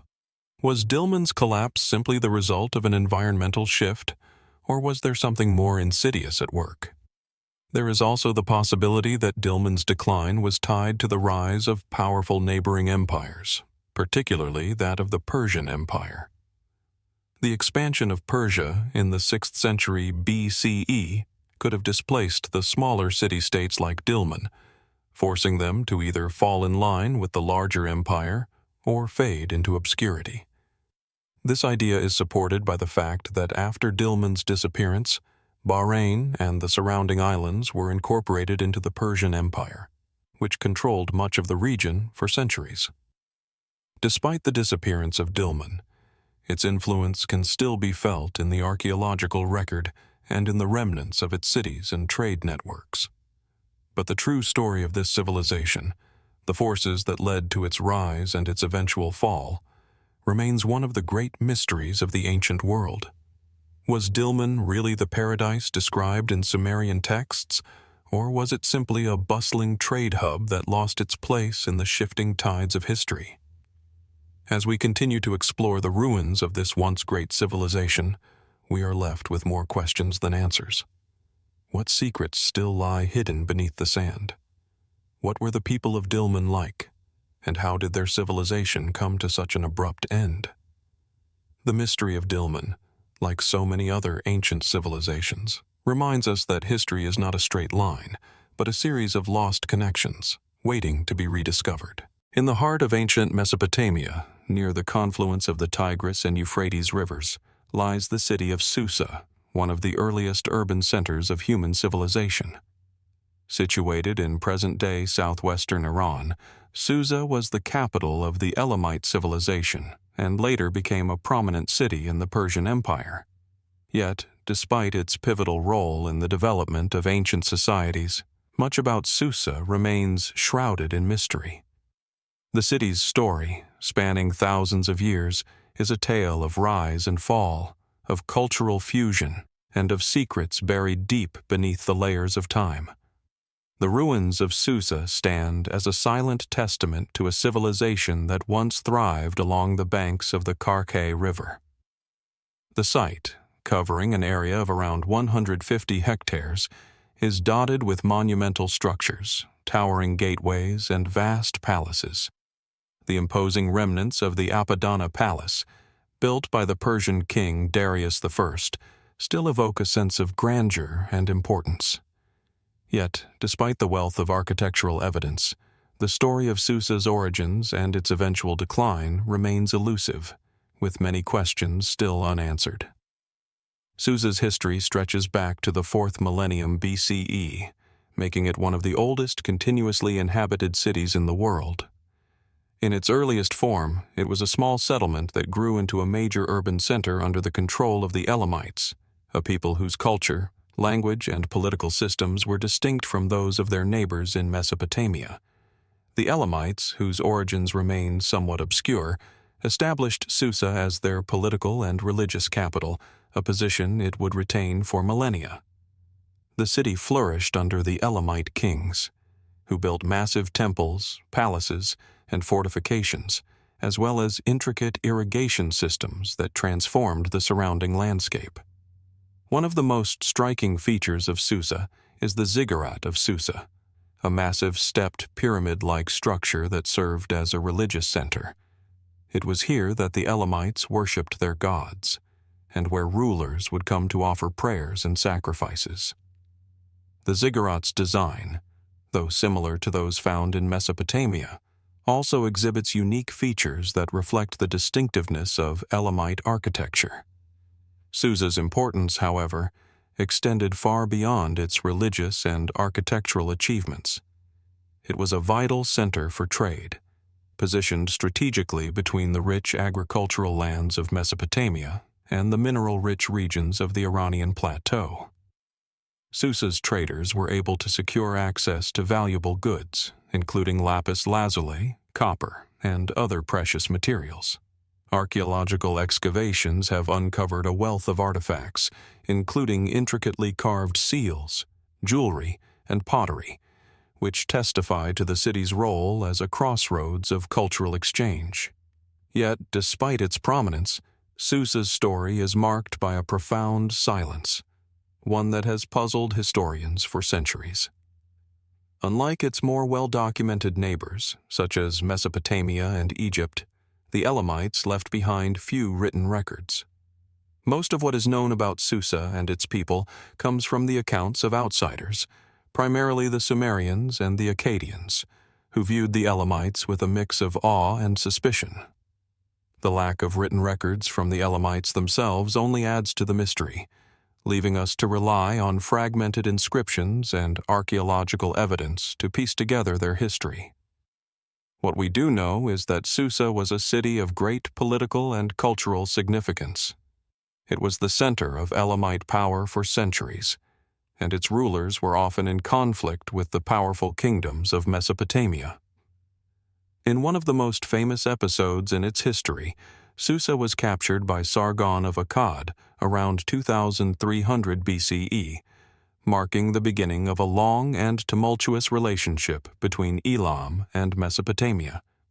Later, the city would again fall into the hands of foreign powers, including the Babylonians, the Assyrians, and, eventually, the Persians.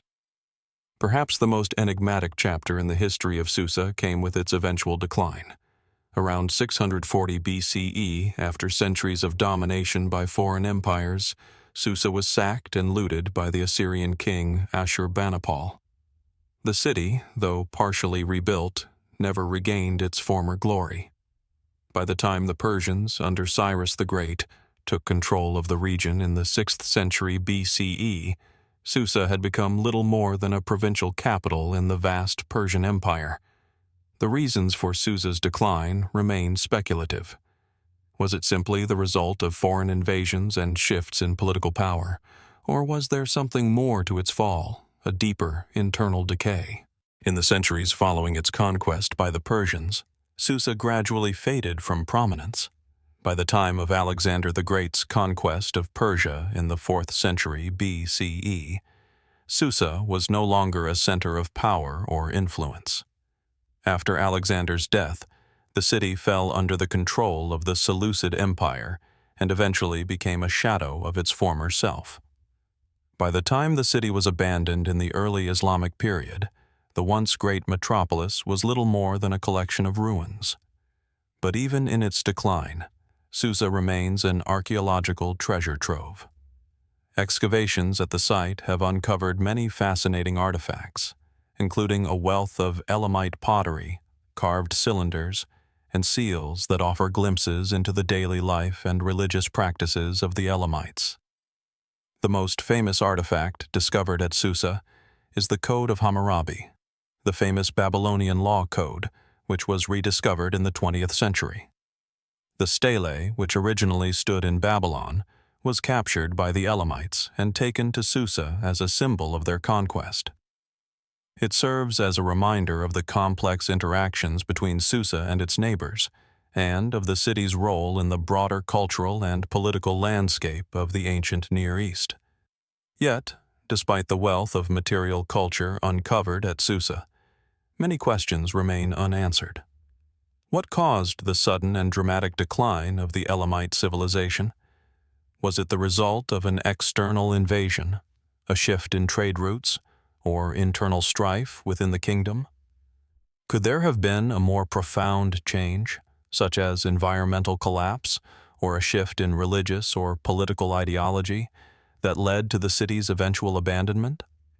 The absence of definitive written records only deepens the mystery, leaving us to wonder what else might still lie hidden beneath the sands of time. As we continue to explore the ruins of Susa, the city's ancient walls stand as silent witnesses to a forgotten empire.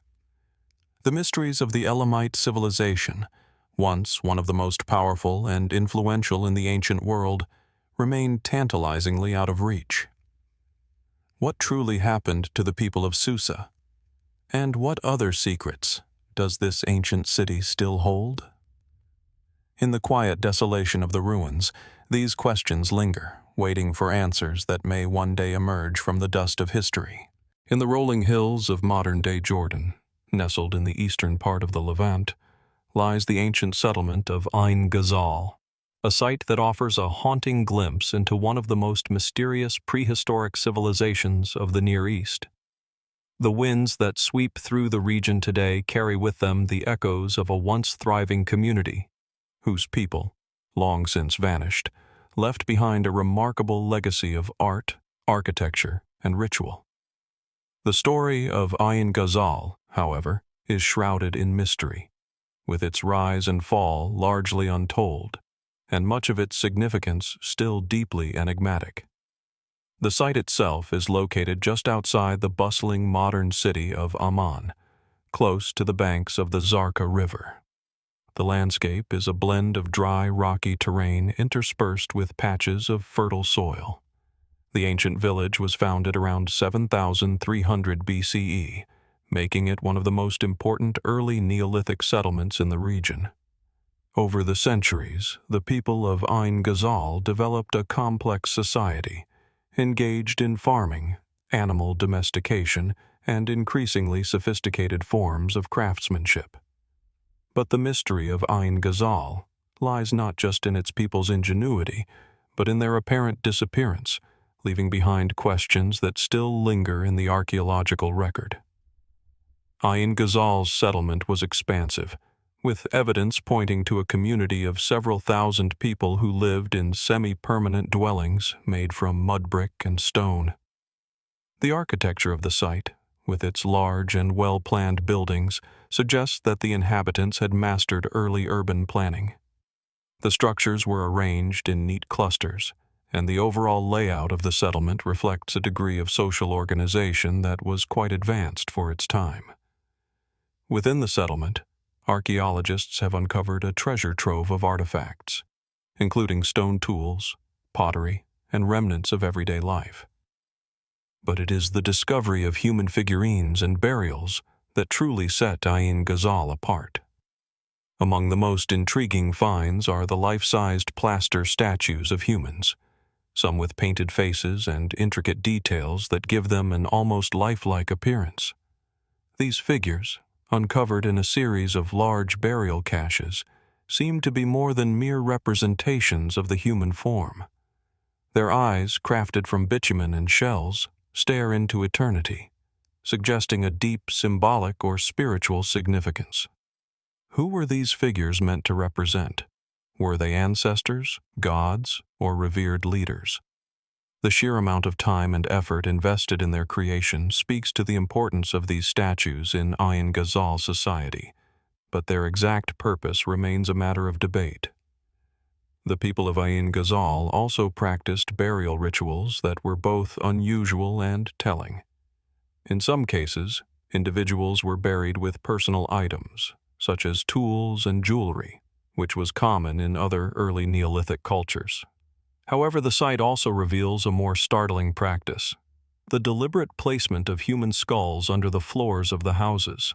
These skulls, often disassociated from the bodies, may have had a ritualistic significance. Were they preserved for ancestor worship?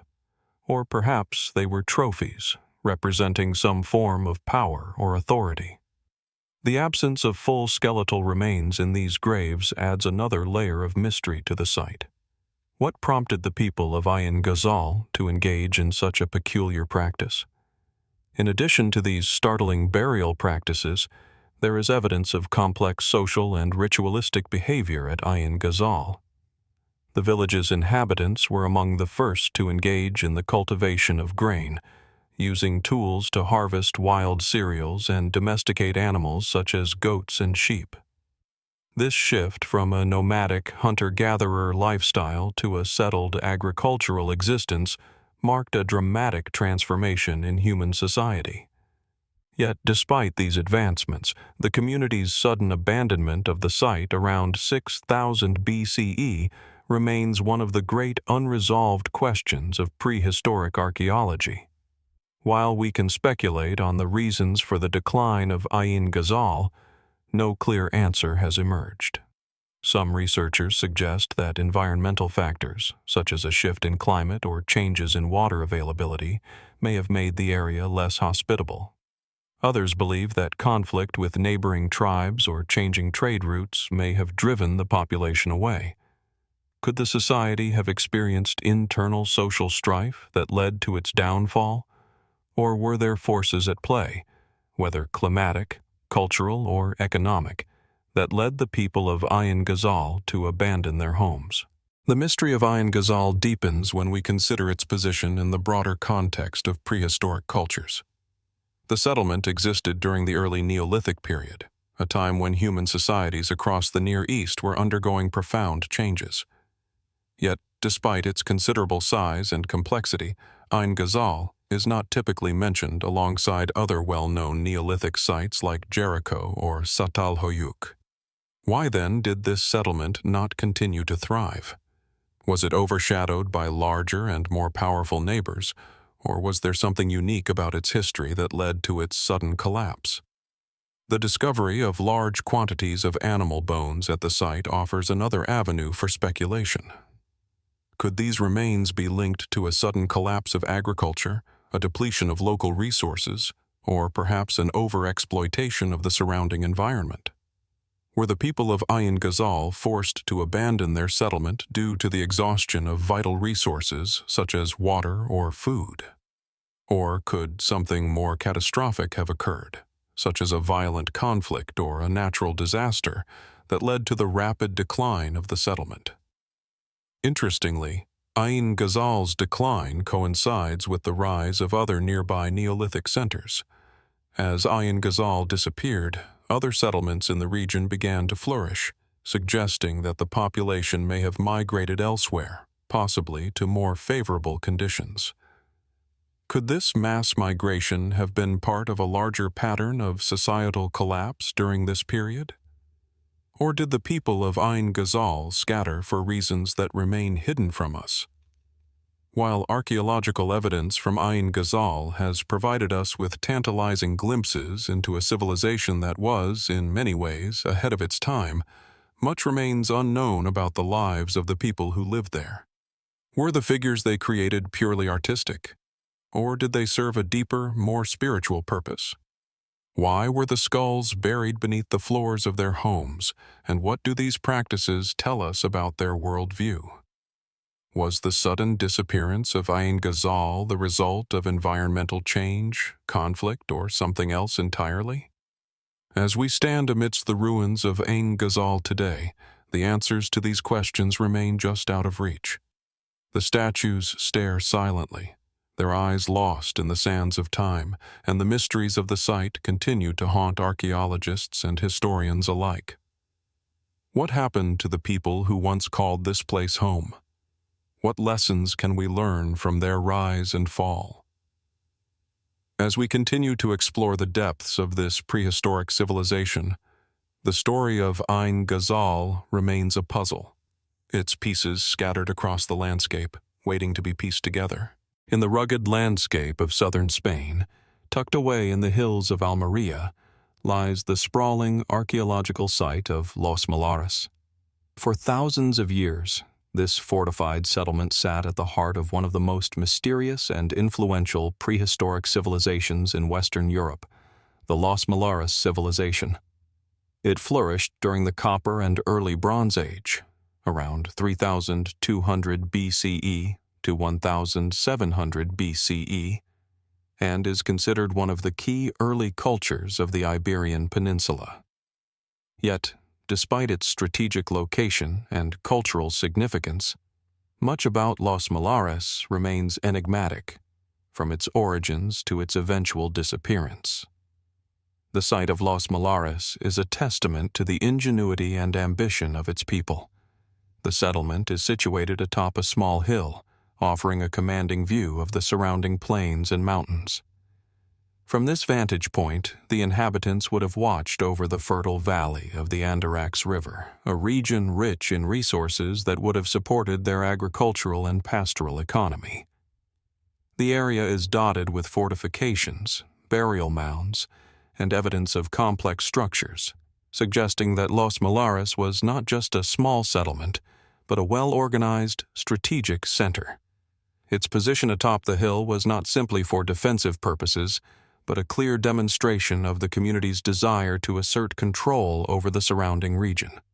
The settlement itself was encircled by impressive walls made of large stone blocks, a testament to the architectural prowess of the people.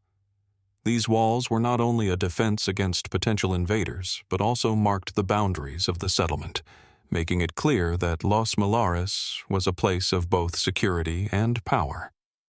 Within the walls, archaeologists have uncovered a complex network of houses, communal spaces, and structures that appear to have had both domestic and ceremonial functions.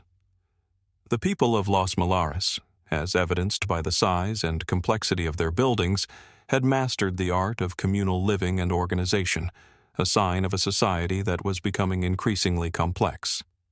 One of the most striking features of Los Millares is its extensive system of tombs. Scattered throughout the settlement and surrounding area are a number of large collective burial sites, known as tholos tombs. These circular stone constructions, often built into the earth, were used to bury the dead, typically in communal graves. These tombs reveal much about the social structure and belief systems of the Los Millares people. The deceased were often buried with offerings such as tools, pottery, jewelry, and even weapons, suggesting a society deeply concerned with the afterlife and the preservation of status beyond death. What was the significance of these rituals?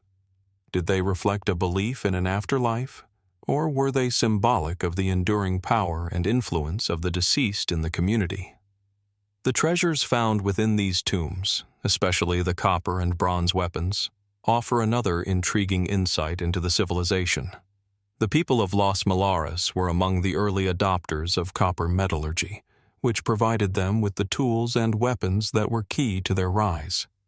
The copper artifacts discovered at the site are remarkably advanced for their time, showcasing a society that had mastered the techniques of metallurgy long before many of their contemporaries in other parts of Europe. This mastery of metalworking would have been a source of power, allowing the people of Los Millares to not only defend themselves but also control trade and resources. However, the question remains, how did they acquire the skills and resources to produce such advanced metalwork? Some scholars suggest that the Los Millares civilization may have had contact with Mediterranean civilizations, such as those in the Aegean or the Levant, through long-distance trade routes. This theory is supported by the discovery of materials at Los Millares that were not native to the region, including turquoise and amber, items that would have been traded across great distances. The idea of cultural exchange and the influence of distant civilizations adds an intriguing layer of complexity to the story of Los Millares. Was the civilization truly isolated? Or did it thrive through networks of trade and cultural contact that spanned the Mediterranean and beyond? Despite these achievements, the decline of the Los Millares civilization remains shrouded in mystery. Around 1700 BCE, the settlement was abandoned, and the reasons for this sudden collapse are unclear. Some historians suggest that the site may have been abandoned due to internal conflict, perhaps caused by resource depletion or social strife. Others propose that the arrival of new groups, such as the Indo-European peoples of the Bell Beaker culture, who are thought to have migrated into the Iberian Peninsula, may have displaced or absorbed the Los Millares population. Could the Los Millares people have been swept aside by invaders, or did their decline come about due to more subtle internal factors, such as climate change, famine, or shifts in trade routes? Interestingly, despite the apparent collapse of Los Millares as a political and cultural center, its influence did not disappear entirely. The people of the region appear to have dispersed into smaller communities, and elements of Los Millares culture can be seen in subsequent cultures of the Iberian Peninsula. The advanced metallurgy, the distinctive burial practices, and even the layout of later settlements suggest that the legacy of Los Millares continued to influence the people who followed. What is perhaps most puzzling about Los Millares is the mystery of its sudden disappearance. While some cultures decline gradually, leaving behind clear signs of their fading power, the fall of Los Millares seems abrupt.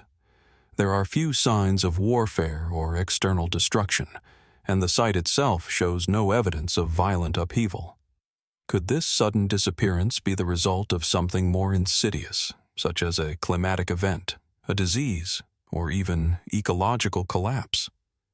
Was the decline of Los Millares the result of factors beyond human control, or did the people of this enigmatic civilization simply vanish into history, their story lost to time? As we stand in the shadow of the stone walls of Los Millares, the questions only deepen. What caused the civilization to rise so dramatically, and why did it fall so abruptly? Were the people of Los Millares the result of a unique cultural development, or were they part of a much larger web of interconnected societies across the Mediterranean and Europe? And perhaps most intriguingly, what knowledge and artifacts from this once thriving civilization remain hidden beneath the soil, waiting to be uncovered? The mystery of Los Millares is one that invites reflection, leaving us to ponder the forces, both visible and unseen, that shaped the rise and fall of this ancient civilization.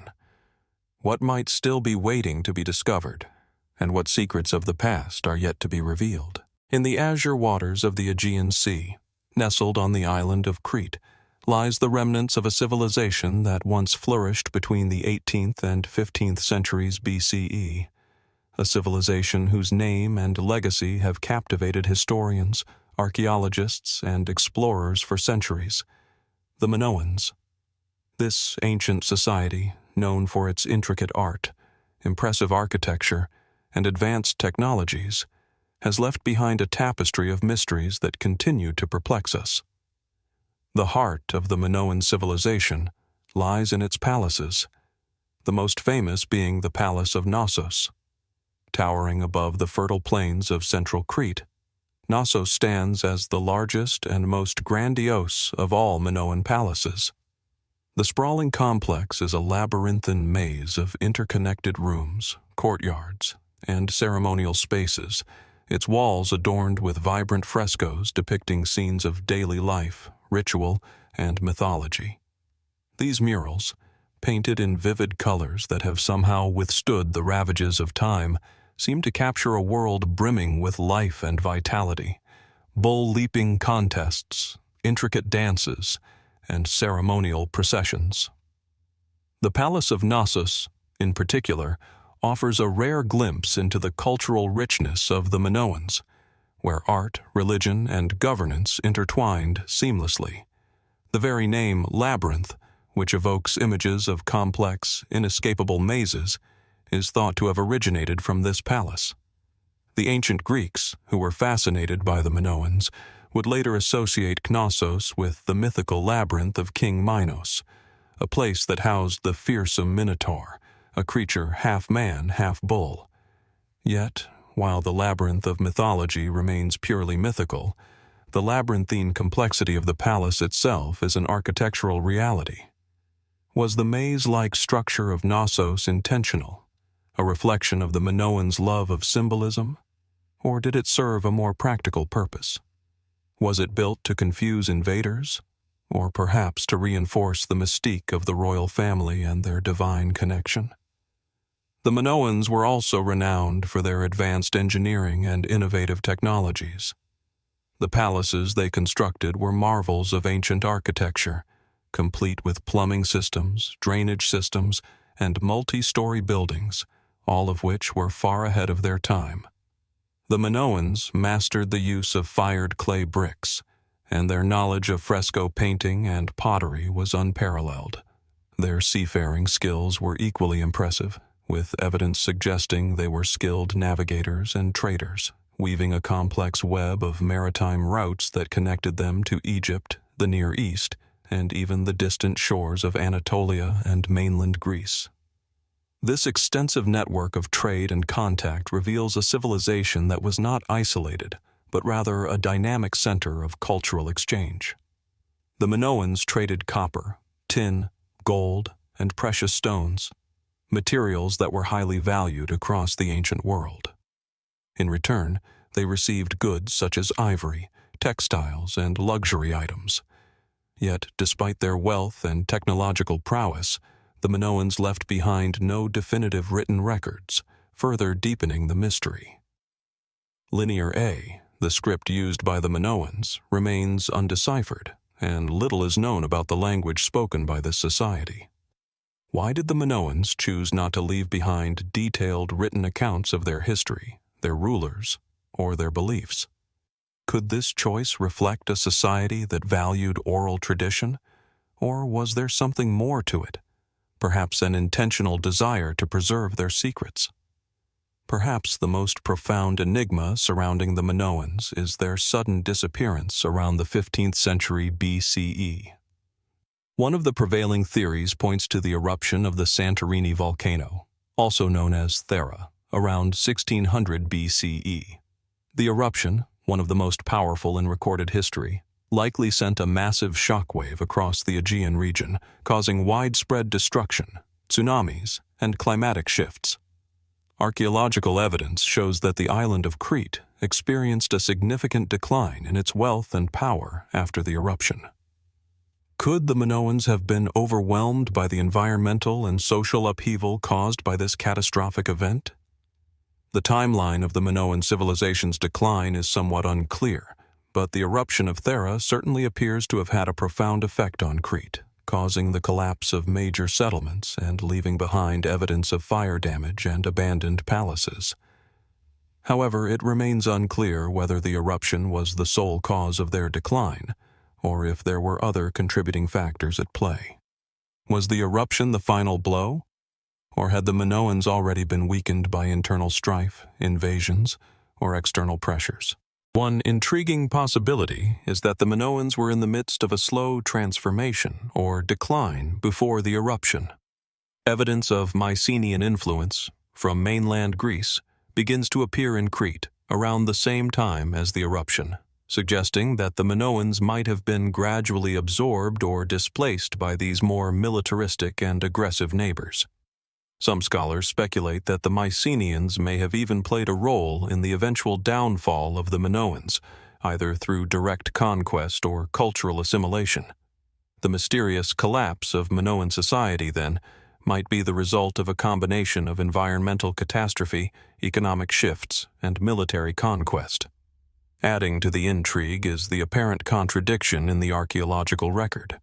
While some sites show evidence of destruction, others reveal that the Minoan palaces were abandoned rather than destroyed. Was this a deliberate retreat, a voluntary abandonment of a once thriving civilization?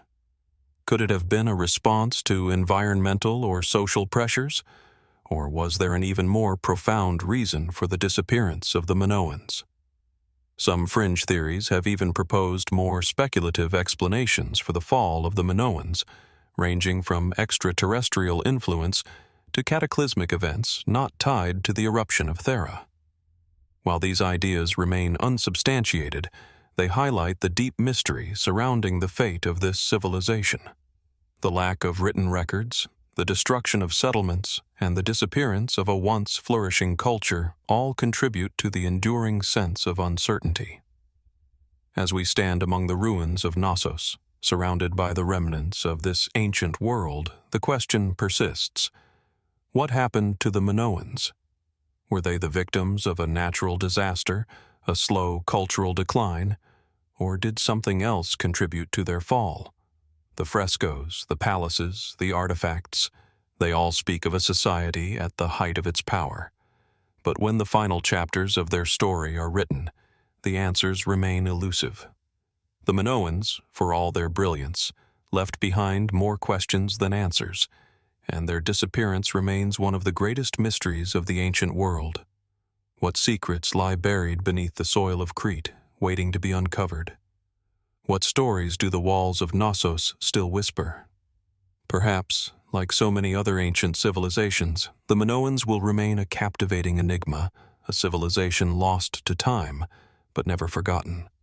The search for answers continues, inviting us to wonder what might still be hidden beneath the sands of history, waiting to reveal its secrets. In the heart of southern Mexico, nestled between the rugged Sierra Madre del Sur mountains and the fertile plains of the valley of Oaxaca, lies one of the most intriguing and enigmatic ancient cultures of Mesoamerica, the Zapotec Civilization. While much of the world's attention has historically focused on the grandeur of the Maya and Aztec civilizations, the Zapotecs, particularly their Preclassic period, roughly 500 BCE to 100 CE, remain shrouded in mystery, their story only partially told through the stone monuments and ruins scattered across the landscape. The Zapotecs' world was shaped by the natural beauty and complexity of the Valley of Oaxaca, a region rich in both resources and history. The lush valley is home to the ruins of Monte Alban, the Zapotecs' most famous archaeological site, which rises above the surrounding area like a sentinel watching over the ancient land. But the Zapotec civilization's roots extend far deeper than the monumental ruins of Monte Alban. In fact, the foundations of Zapotec society were already being laid during the Preclassic period, long before the grand palaces and pyramids that would later define the civilization's height. Monte Alban, built on a sprawling artificial terrace atop a mountain ridge, provides a breathtaking view of the valley below. From this vantage point, it's easy to see how strategically important this location was, not only as a military and political center, but also as a hub of trade, religion, and culture. The Zapotecs were among the earliest Mesoamerican cultures to embrace a city-state model, with Monte Alban serving as both a ceremonial and political center. But long before the city's peak, the Zapotecs were laying the groundwork for their dominance, carving out a society that would span centuries and leave behind a legacy of art, architecture, and mystery. One of the most fascinating aspects of the Zapotec Preclassic civilization is the almost unbroken continuity of their culture, which spanned millennia. The Zapotecs are often credited with being among the first Mesoamerican peoples to develop a fully realized writing system. While the exact nature and purpose of their writing remain elusive, the Zapotecs left behind a series of inscribed tablets and stelae, some of which feature glyphic texts. These inscriptions provide tantalizing glimpses into their society, though much remains undeciphered. What was the true significance of the symbols and writings left behind? Were they purely for ceremonial purposes, or did they serve a more practical function, such as recording trade, governance, or even the histories of powerful rulers? Equally compelling are the intricate carvings and architectural feats left behind by the Zapotecs. Their early temples and ceremonial centers, such as those at San Jose Mogote and Quilipan, reveal a deep understanding of engineering and design, with large plazas, pyramid-like structures, and impressive ball courts that hint at the ceremonial importance of sport and ritual in Zapotec life. The Zapotecs were also skilled craftsmen, leaving behind fine examples of ceramics, figurines, and jewelry, often decorated with intricate designs that seem to carry deep symbolic meaning. Despite these accomplishments, however, much about the Zapotec Preclassic period remains speculative, and we are left with more questions than answers. The architecture at sites like San Jose Mogote suggests that the Zapotecs were not only skilled builders, but also had a sophisticated understanding of urban planning. Yet, there is little concrete evidence to explain how these early settlements evolved into the vast city-states that would define the later Zapotec period. How did the Zapotecs transition from a series of scattered villages to a highly organized, centralized political and religious system? Was this shift driven by economic necessity, political ambition, or something more spiritual? Perhaps the desire to align with celestial forces through monumental architecture and ritual. Adding to the mystery is the relatively limited archaeological record from the Preclassic period. While later Zapotec cities, such as Monte Alban, are well studied and extensively documented, the Preclassic period is far less understood. The reasons for this gap are not entirely clear. Did the Zapotecs leave fewer records during this time? Or have centuries of erosion and human activity erased the evidence? Could there be yet undiscovered ruins or structures hidden beneath the thick vegetation of the valley, waiting to reveal new insights into the society's origins? Even the religious beliefs of the early Zapotecs are a subject of much speculation. The Zapotecs were deeply spiritual, with evidence suggesting that they worshipped a complex pantheon of gods associated with the elements, agriculture, and the forces of nature. At the heart of their belief system was the idea of the cosmic duality, symbolized by the forces of life and death, day and night, light and darkness. Rituals, often involving sacrifices or other offerings, were central to their religious practices, though the exact nature of these ceremonies remains a mystery. Could the Zapotecs have had a more complex and esoteric religious system, possibly with secret rites or knowledge passed down only through the elite? Was there a mystical connection to the natural world, one that has been lost to time but perhaps lingers in the patterns of their ruins? Perhaps most intriguing of all is the collapse of the Zapotec Preclassic civilization, a disappearance that seems to occur without warning. While the Zapotecs' later cities, particularly Monte Alban, would go on to thrive for centuries, the Preclassic phase ends abruptly around 100 CE. Why did the Zapotecs abandon their early settlements and move to the more fortified Monte Alban? Did internal conflict, environmental pressures, or external invasions force their hand? Or was the shift part of a broader cultural and political reorganization? Some scholars suggest that the rise of the Zapotecs may have been tied to the agricultural intensification of the valley, which eventually ran its course and led to resource depletion, pushing the society to adapt or collapse. Others speculate that shifts in the climate or environment, droughts, flooding, or even deforestation, could have played a role in the decline of these early Zapotec settlements. Another theory points to the influence of neighboring cultures, such as the Mixtecs or Teotihuacanos, who may have played a role in reshaping the political landscape of the Valley of Oaxaca. The abrupt shift from the Preclassic to the Classic period, marked by the establishment of Monte Alban, might have been a strategic move, both to defend against potential threats and to establish a new religious and political center. Yet, even this explanation leaves much unanswered. What motivated the Zapotecs to so dramatically alter their political organization, and why did they choose Monte Alban as their new heart? As the remnants of their civilization stand silently amid the towering mountains and deep valleys of Oaxaca, we are left with the questions that have haunted archaeologists for centuries. What drove the Zapotecs to evolve from isolated settlements to a grand urban society? What lay behind their abrupt transition to Monte Alban, and what drove their pre-classic civilization to its eventual collapse? Could there have been more at play? Social unrest, natural disasters, or even an external force that led to the end of their era? The secrets of the Zapotecs remain hidden beneath the earth, waiting to be uncovered, with each new discovery offering just a small glimpse into their mysterious world. The mystery continues, and the search for answers is far from over. Nestled along the Mediterranean coast of modern-day Lebanon, the ancient city of Byblos holds a mysterious place in the annals of history. Its ruins, a blend of stone and time, stand as a silent testament to one of the oldest continuously inhabited cities in the world. Known today as Jubal, Byblos was once the heart of a great civilization, its name even immortalized as the root of the word Bible, a nod to its historic role in the transmission of written knowledge. Byblos is not merely a city, it is a symbol of the complex interplay of trade, culture, and religion that shaped the ancient Mediterranean world.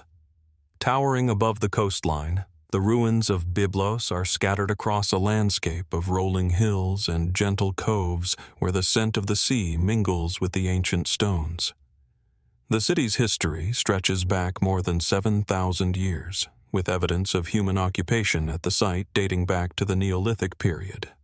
However, it is the civilization that blossomed here during the Bronze Age, around 3000 BCE, that has captured the imagination of historians and archaeologists alike. The city was ideally located for trade, at the crossroads of the ancient world. Its proximity to Egypt, Mesopotamia, and the Aegean made it a powerful hub for commerce and cultural exchange.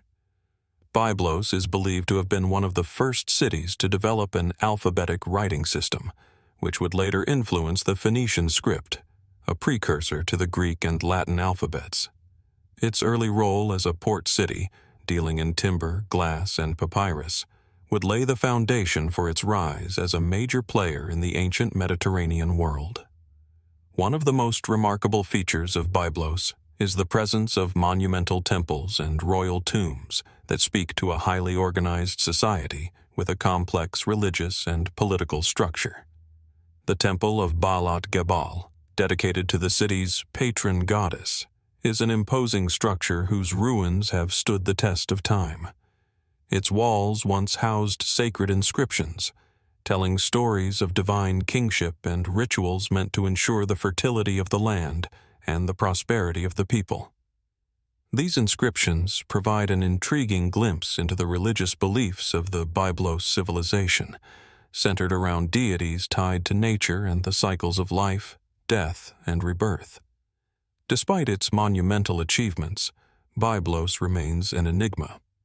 While we know much about its commercial role and religious practices, The details of its political and social structures are far more elusive. The city's rulers seem to have been both priest-kings and merchants, presiding over a society that operated at the intersection of sacred and secular power. But how exactly did the rulers of Byblos consolidate their power, and what drove their remarkable influence over such a vast region? Was it simply the wealth generated from trade, or was there something more profound? Perhaps a religious or cultural unification that tied the city's elite to the gods themselves? The answer may lie in Byblos's connection to the wider ancient Near East, especially its interaction with the Egyptian pharaohs. Archaeological evidence suggests that Byblos had a close relationship with ancient Egypt, serving as a crucial intermediary in the trade of cedar wood, an essential material for Egyptian temples and ships. The city was also a key player in the importation of Egyptian influence, with Egyptian-style statues, pottery, and burial practices found in the city's ruins. But what was the true nature of this relationship? Was Byblos a client state of Egypt, or was it more of an equal partner, trading not only goods but also ideas, technologies, and religious practices? Equally mysterious is the decline of Byblos as a major power. After centuries of prosperity, the city began to lose its preeminent position in the ancient world around the 12th century BCE, coinciding with the collapse of several other Bronze Age civilizations. What caused this shift? Some scholars point to the invasions of the Sea Peoples, a mysterious group of raiders who ravaged the eastern Mediterranean during this period. But while the Sea Peoples certainly left their mark, is it possible that Byblos's fall was the result of internal factors, political instability, environmental changes, or shifts in trade routes? The archaeological record is also puzzling in its silence regarding the exact details of the city's collapse. While later layers of destruction are evident, no definitive evidence exists to explain what triggered the city's decline. The royal tombs at Byblos, once thought to be markers of eternal power, show signs of looting and abandonment. The gates of the city were rebuilt multiple times, possibly in response to military threats, yet Byblos never regained its former stature. What events transpired during this period that led to the unraveling of one of the ancient world's most enduring civilizations? One possible explanation lies in the changing dynamics of trade. Byblos's role as a key trading hub was dependent on its strategic location and its ability to supply luxury goods like cedar wood and papyrus to neighboring cultures. However, as other civilizations, such as the Phoenicians, began to expand their influence and control over trade routes, Byblos's economic dominance may have waned. Could the rise of other powerful city-states along the Mediterranean coast have overshadowed Byblos, contributing to its decline? The mystery is further compounded by the absence of detailed records regarding the final stages of Byblos's decline. Unlike other civilizations, which left behind written accounts of their struggles, Byblos seems to have faded into obscurity without much fanfare. Were the city's inhabitants caught off guard by these external pressures, or did they gradually adapt and move into a new phase of existence, perhaps blending into the cultures that succeeded them?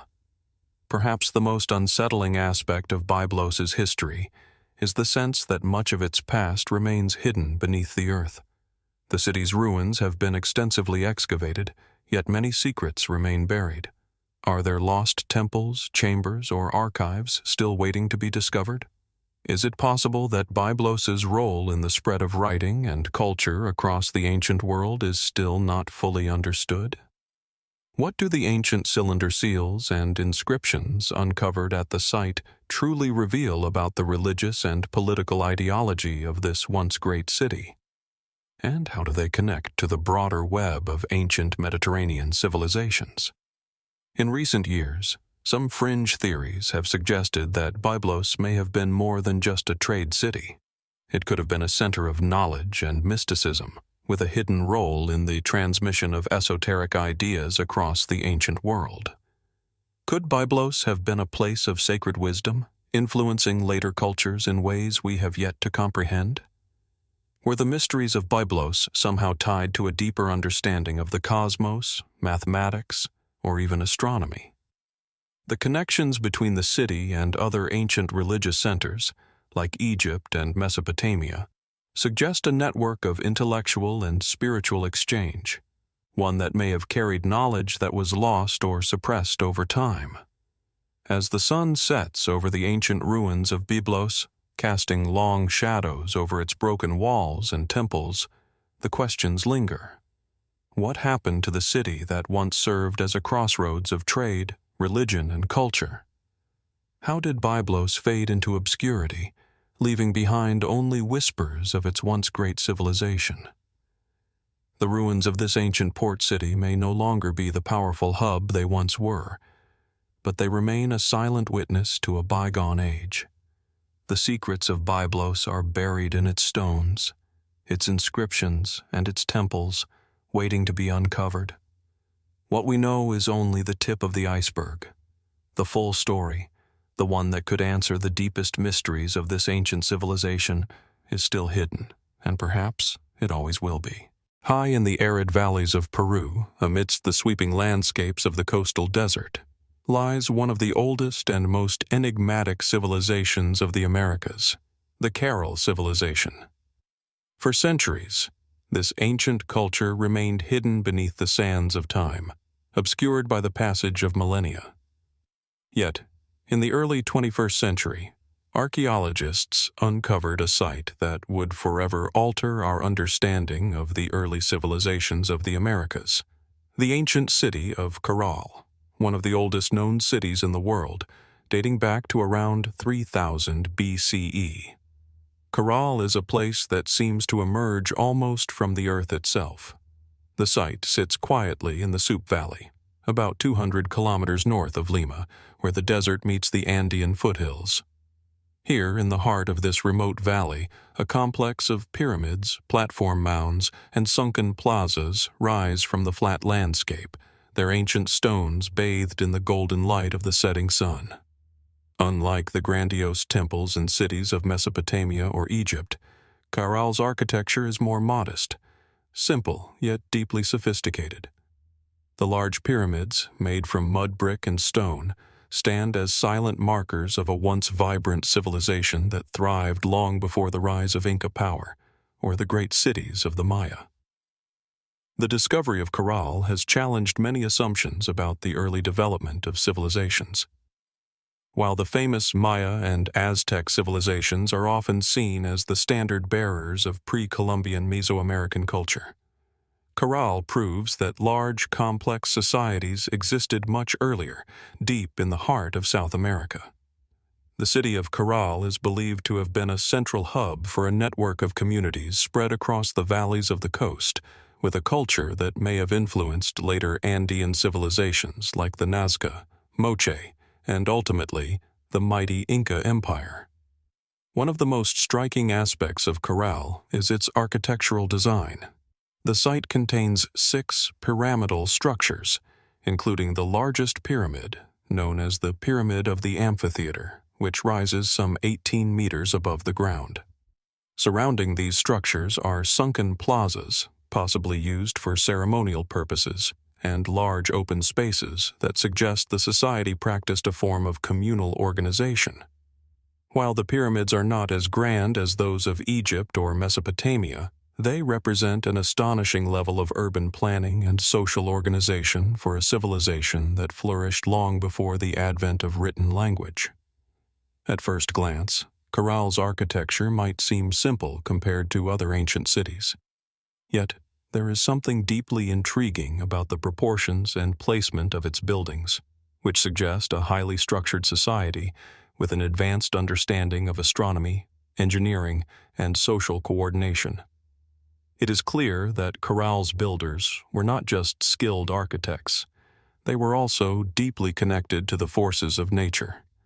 The layout of the city appears to align with astronomical events, such as the position of the sun during solstices, suggesting that the Caral people had an understanding of the heavens that was sophisticated and precise. This raises the question, What drove the Caral Civilization to create such a monumental urban center? The answer, it seems, lies in the resources that the Sup Valley provided. The valley's proximity to the coast meant that the Caral Civilization was in a prime location to exploit marine resources, such as fish, shellfish, and seabirds. Evidence suggests that the Caral people developed an early form of fishing nets and may have even had a form of aquaculture to harvest fish from the rivers and coastal areas. Their access to this rich marine life allowed them to flourish in an otherwise arid landscape, with trade and resource sharing among surrounding communities playing a central role in their success. But beyond the practical aspects of subsistence, Caral appears to have been a cultural and spiritual center. The ritualistic practices that took place here remain a mystery. Archaeologists have discovered musical instruments, such as flutes made from condor bones and drums, suggesting that music may have played a vital role in the rituals performed in the sunken plazas and pyramids. The presence of sacred objects and offerings, including textiles, pottery, and animal remains, points to a society deeply rooted in religious and ceremonial life. Despite the clear indications of a highly organized society, much about Caral remains unknown. The most intriguing mystery is perhaps the absence of writing. Unlike many other ancient civilizations, the Caral people did not leave behind inscribed tablets or other forms of written language. This absence leads to a critical question. How did they maintain their complex social structure and coordinate their activities? Were their records and knowledge passed down orally through elaborate rituals, music, and storytelling? Could their understanding of the world, of time and the cosmos, have been encoded in these forms rather than in written characters? The lack of written records is not unique to Caral. Many early civilizations left behind no form of writing, but it remains a central enigma in understanding the civilization's complexity. In addition to the lack of writing, another mystery surrounds the eventual collapse of the Caral Civilization. Archaeological evidence suggests that the site was abandoned around 1800 BCE, after roughly 1,000 years of continuous occupation. What led to the decline of this otherwise successful civilization? Was it due to environmental changes such as drought or flooding that made the region less hospitable for agriculture and fishing? Or was the abandonment driven by internal factors, such as political upheaval or economic shifts? Some researchers have suggested that the rise of neighboring civilizations, such as the Nazca, may have contributed to Caral's fall, as these new powers sought control over trade routes or resources. However, there are no definitive answers to these questions. Caral was abandoned seemingly without warning, and the reasons behind this remain speculative. The sheer scale of the city, with its pyramids and ceremonial spaces, suggests that Caral was a society of immense organization and authority. Was its collapse a result of social unrest? Did the people of Caral, like so many ancient societies, fall victim to their own success, overextending themselves until the environmental and social pressures became unsustainable? Another intriguing theory suggests that the collapse of Caral may have been linked to a broader shift in religious and cultural values. As we see in other ancient societies, the rise of a new religious or political ideology can sometimes lead to the decline of the old order. Was Caral's abandonment a deliberate move to embrace a new way of life, one that no longer required the monumental architecture and ceremonial practices of the past? The influence of neighboring cultures, such as the Moche and the Nazca, might have introduced new ideas, rituals, and ways of life that rendered Caral's older traditions obsolete. Despite these theories, the true reasons behind the city's fall remain unknown. But one thing is clear: the mystery of Caral is far from solved. The site still holds many secrets, hidden beneath the sandstone pyramids and sunken plazas. What other artifacts, texts, or rituals might still be waiting to be discovered? Could the advanced knowledge of the Caral people, knowledge that allowed them to thrive in such a harsh environment, be hidden in ways we have yet to understand? The Caral Civilization may have left behind no written record, but it left something just as important.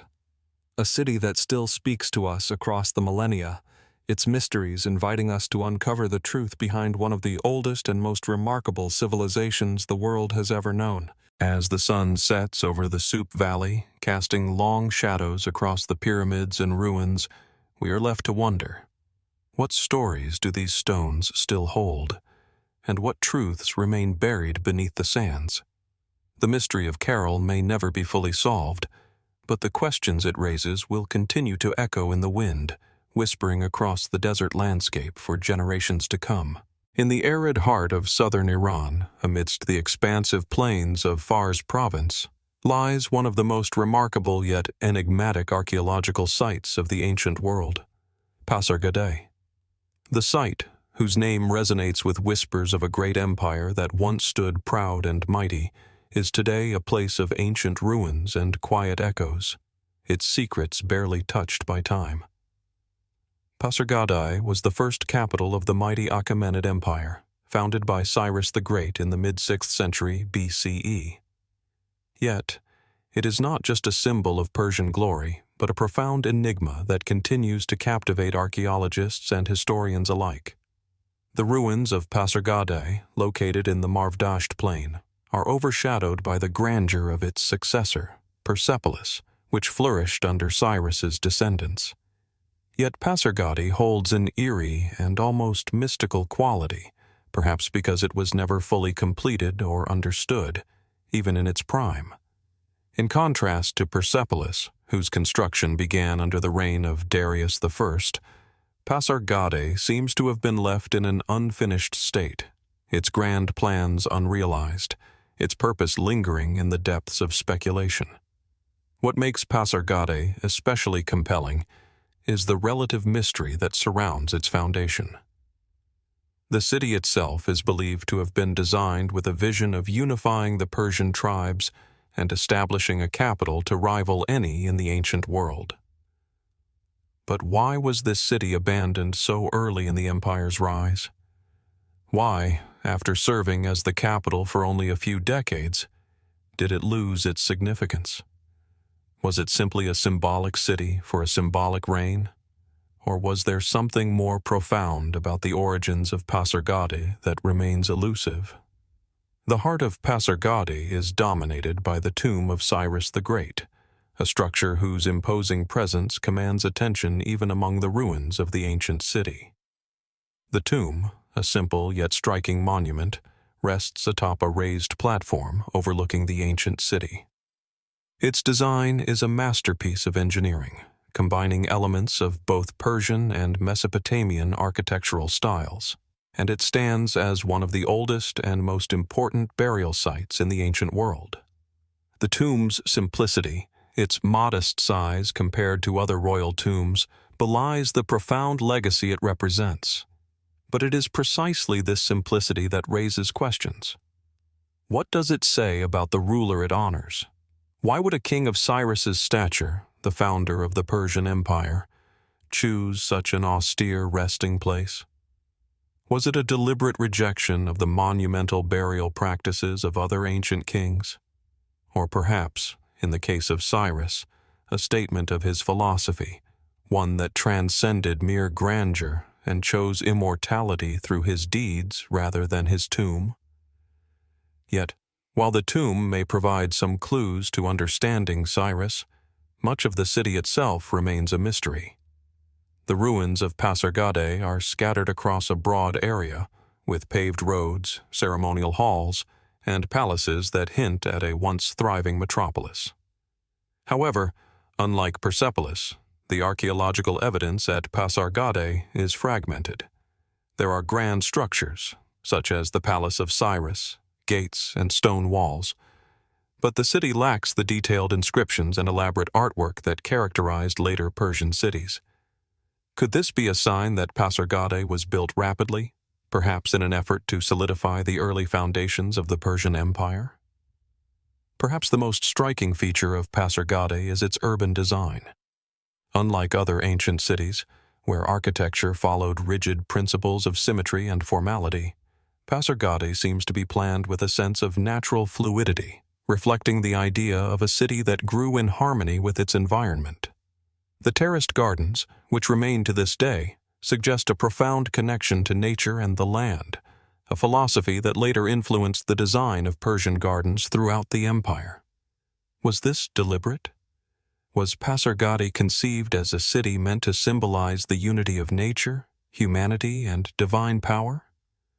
The layout of Pasargadae also differs from that of many other ancient cities.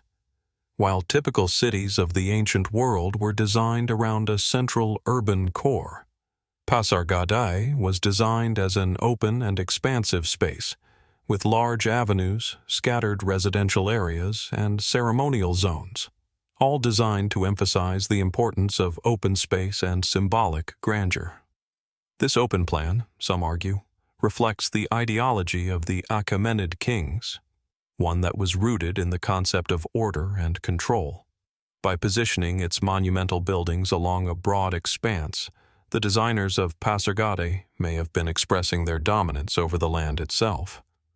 But why, then, did the city remain so unfinished? Why, after a few decades, did the construction halt?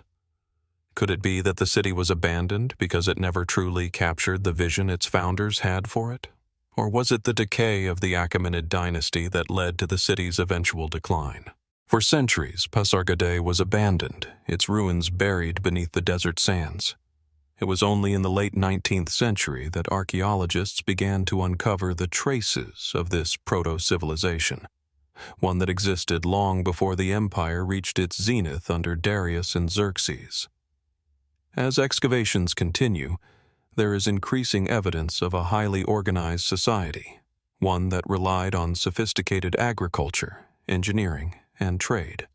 Yet, despite these discoveries, the true nature of Pasargadae's role in the early Persian Empire remains unclear. One of the more intriguing aspects of Pasargadae is its connection to earlier civilizations, particularly the Elamite and Mesopotamian cultures. As a city that lies at the crossroads of ancient Persia, Mesopotamia, and the Arabian Peninsula, Pasargadae drew heavily from the cultures that surrounded it.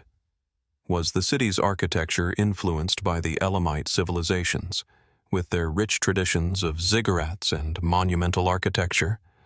Did the Assyrian kings, with their knowledge of engineering and warfare, leave their mark on the city? These connections are still debated, but they offer clues about the cultural fusion that may have shaped the Achaemenid dynasty's rise to power. Despite its importance as the founding capital of the Persian Empire, the full significance of Pasargadae is still unclear. How did this proto-civilization form the foundations for the vast empire that would come to dominate much of the known world? Was it a strategic political center, or was it primarily a symbolic seat of power? And what, if any, rituals and religious practices took place in the expansive grounds of Pasargadae? The absence of detailed inscriptions and texts from the period leaves much to speculation, and while archaeology offers some answers, there are still many unknowns. The tomb of Cyrus, perhaps the most iconic feature of Pasargadae, continues to be a source of fascination. Its simplicity, juxtaposed with the grandiosity of Persian architecture in later periods, raises questions about the early Achaemenid vision. Was Cyrus, a figure often celebrated for his leadership and pragmatism, simply seeking to distance himself from the monumentalism of previous rulers? Or did he envision something more profound, an empire founded not on grand structures, but on the unity of the Persian peoples? The mystery of Pasargadae endures as its ruins continue to be carefully studied, analyzed, and reconstructed. What drove the decision to establish such a city, and why was it eventually abandoned? Was it the reflection of Cyrus's vision, or merely a stepping stone on the way to something greater? Could it be that the city, like its founder, was meant to symbolize the unity of the Persian tribes, only to fade into history after its initial success? The ruins of Pasargadae stand as silent witnesses to the dawn of a new empire. With each stone unearthed and each artifact recovered, we are reminded that the true story of this lost civilization may never be fully told. What else lies hidden beneath the sands of time, waiting to be uncovered? The mysteries of Pasargadae, its role, its rise, and its sudden fall, remain unresolved, urging us to reflect on what has been lost and what remains to be discovered. Nestled between the banks of the Tigris and Euphrates rivers, in the fertile heart of what was once Sumer, now modern-day Iraq, lies the ancient city of Uruk. Known as one of the earliest and most influential urban centers of the ancient world, Uruk is a place that pulses with the echoes of a civilization long buried beneath the sands of time. As the sun sets over its ruins, the sprawling mud-brick walls and the outlines of its monumental structures seem to come alive with questions. Questions about its rise, its people, and the enigma of its eventual disappearance. Uruk stands as one of the oldest cities ever discovered, its roots stretching back to around 4000 BCE. At its height, it was home to perhaps as many as 80,000 to 100,000 people, making it not only the largest city of its time, but also a cultural and political powerhouse that laid the groundwork for much of the ancient world. Mesopotamia, often referred to as the cradle of civilization, owes much of its early development to Uruk, yet this city's mysteries remain as deep and complex as the rivers that once sustained it. The ruins of Uruk spread across a vast area, covering over 2,000 acres, and are some of the most impressive of any ancient city in the world. At the center of the city lies the ziggurat of Uruk, a towering step pyramid dedicated to the goddess Inanna, later known as Ishtar, who was venerated as the goddess of love, fertility, and war. Surrounding the ziggurat are the remains of an immense palace complex, temples, public spaces, and residential quarters, all carefully laid out to form a coherent urban design. The city's architecture speaks to a highly organized society, one that harnessed both architectural genius and religious fervor to shape its world. But beyond its physical presence, what makes Uruk truly fascinating is what it represents in the context of human history. This city was at the forefront of urbanization, statecraft, and perhaps most significantly, the invention of writing. The cuneiform script, the earliest known system of writing, emerged in Uruk sometime around 3200 BCE. It was here, on the clay tablets of Uruk, that humanity first recorded language, a step that would forever change the trajectory of history. The mysteries of how this writing system evolved, and why it was necessary in a society that had yet to develop a centralized bureaucracy or widespread trade, remain subjects of great intrigue. The presence of clay tablets inscribed with cuneiform symbols in Uruk suggests a complex and highly bureaucratic society. These early texts, largely administrative in nature, hint at the development of an early form of governance, where scribes recorded transactions, the movement of goods, and the allocation of resources. But what led to the invention of such a revolutionary tool in the first place? Was it purely practical, a response to the logistical demands of a rapidly expanding urban center? Or was it something more profound, a way for the people of Uruk to record their mythologies, religious rituals, and political decrees? The cuneiform script is often seen as a symbol of the transition from the mythic and the oral to the historical and the written, a boundary that forever separates the prehistory of humanity from the recorded history that followed. Yet, even as Uruk stands as a symbol of human ingenuity and progress, there is much that remains shrouded in mystery. Despite its significance, the exact reasons for Uruk's rise remain unclear. While it is often credited with the creation of complex urban life, the organization of agriculture, and the emergence of monumental architecture, these developments do not explain why Uruk became so dominant in the first place. Was it simply the result of the fertile land between the Tigris and Euphrates? Or was there something more behind Uruk's rise? Perhaps the influence of powerful rulers, a robust religious system, or early forms of trade networks that stretched far beyond the city's walls. One of the most intriguing aspects of Uruk's history is the mystery of its collapse. Like many ancient cities, Uruk's decline was gradual, marked by periods of abandonment and reoccupation. The city's final days remain poorly understood, though it seems to have been overtaken by internal factors such as political instability and environmental challenges. Climate change, particularly desertification and water management issues, may have contributed to the city's eventual decline, though there is no definitive evidence to explain the ultimate abandonment of the city. Some scholars point to the rise of new city-states in the region, particularly Lagash and Ur, as potential causes for Uruk's eventual fall from prominence. As power shifted in Sumer, Uruk seemed to lose its influence, fading into the background of a more fragmented political landscape. This change in political dynamics may have coincided with the emergence of new religious movements, as the goddess Inanna, the city's patron deity, lost favor to other deities. Did these shifts in political and religious life contribute to the fall of a once mighty empire? Was it the death of a great ruler, or the loss of control over trade routes that sealed Uruk's fate?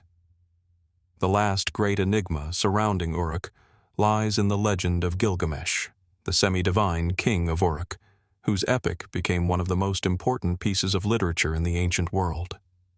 In the epic of Gilgamesh, Uruk is portrayed not only as a powerful city, but as a symbol of human striving, mortality, and divine intervention. But Gilgamesh, a figure who straddles the line between myth and history, raises a crucial question. How much of the tale of Uruk's greatness is based on historical fact, and how much is woven into the fabric of myth? Was Gilgamesh truly a king of Uruk, or was he a mythical figure who came to represent the greatness of the city?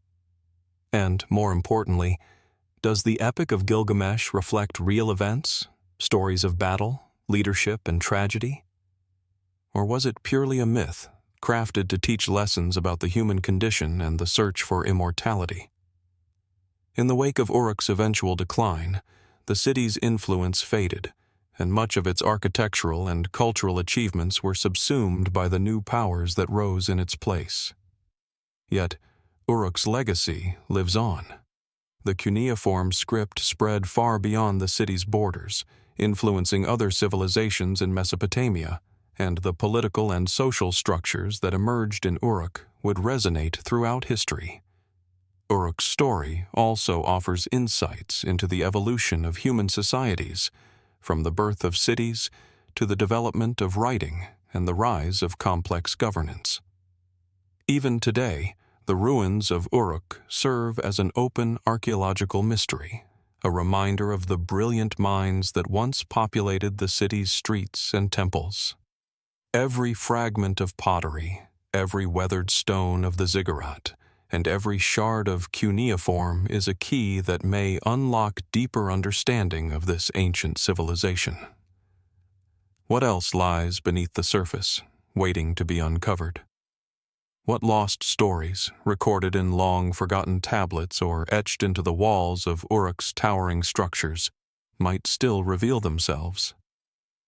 As the dust of time continues to settle over Uruk, we are left to reflect. What can we truly know about the foundations of urban life, the origins of writing, and the rise and fall of one of the world's first great cities? The answers, like the city itself, may never be fully grasped. Yet, with each excavation, each new discovery, we edge closer to understanding the true nature of Uruk, a civilization that was as fleeting as it was foundational, and whose mysteries continue to echo through the ages.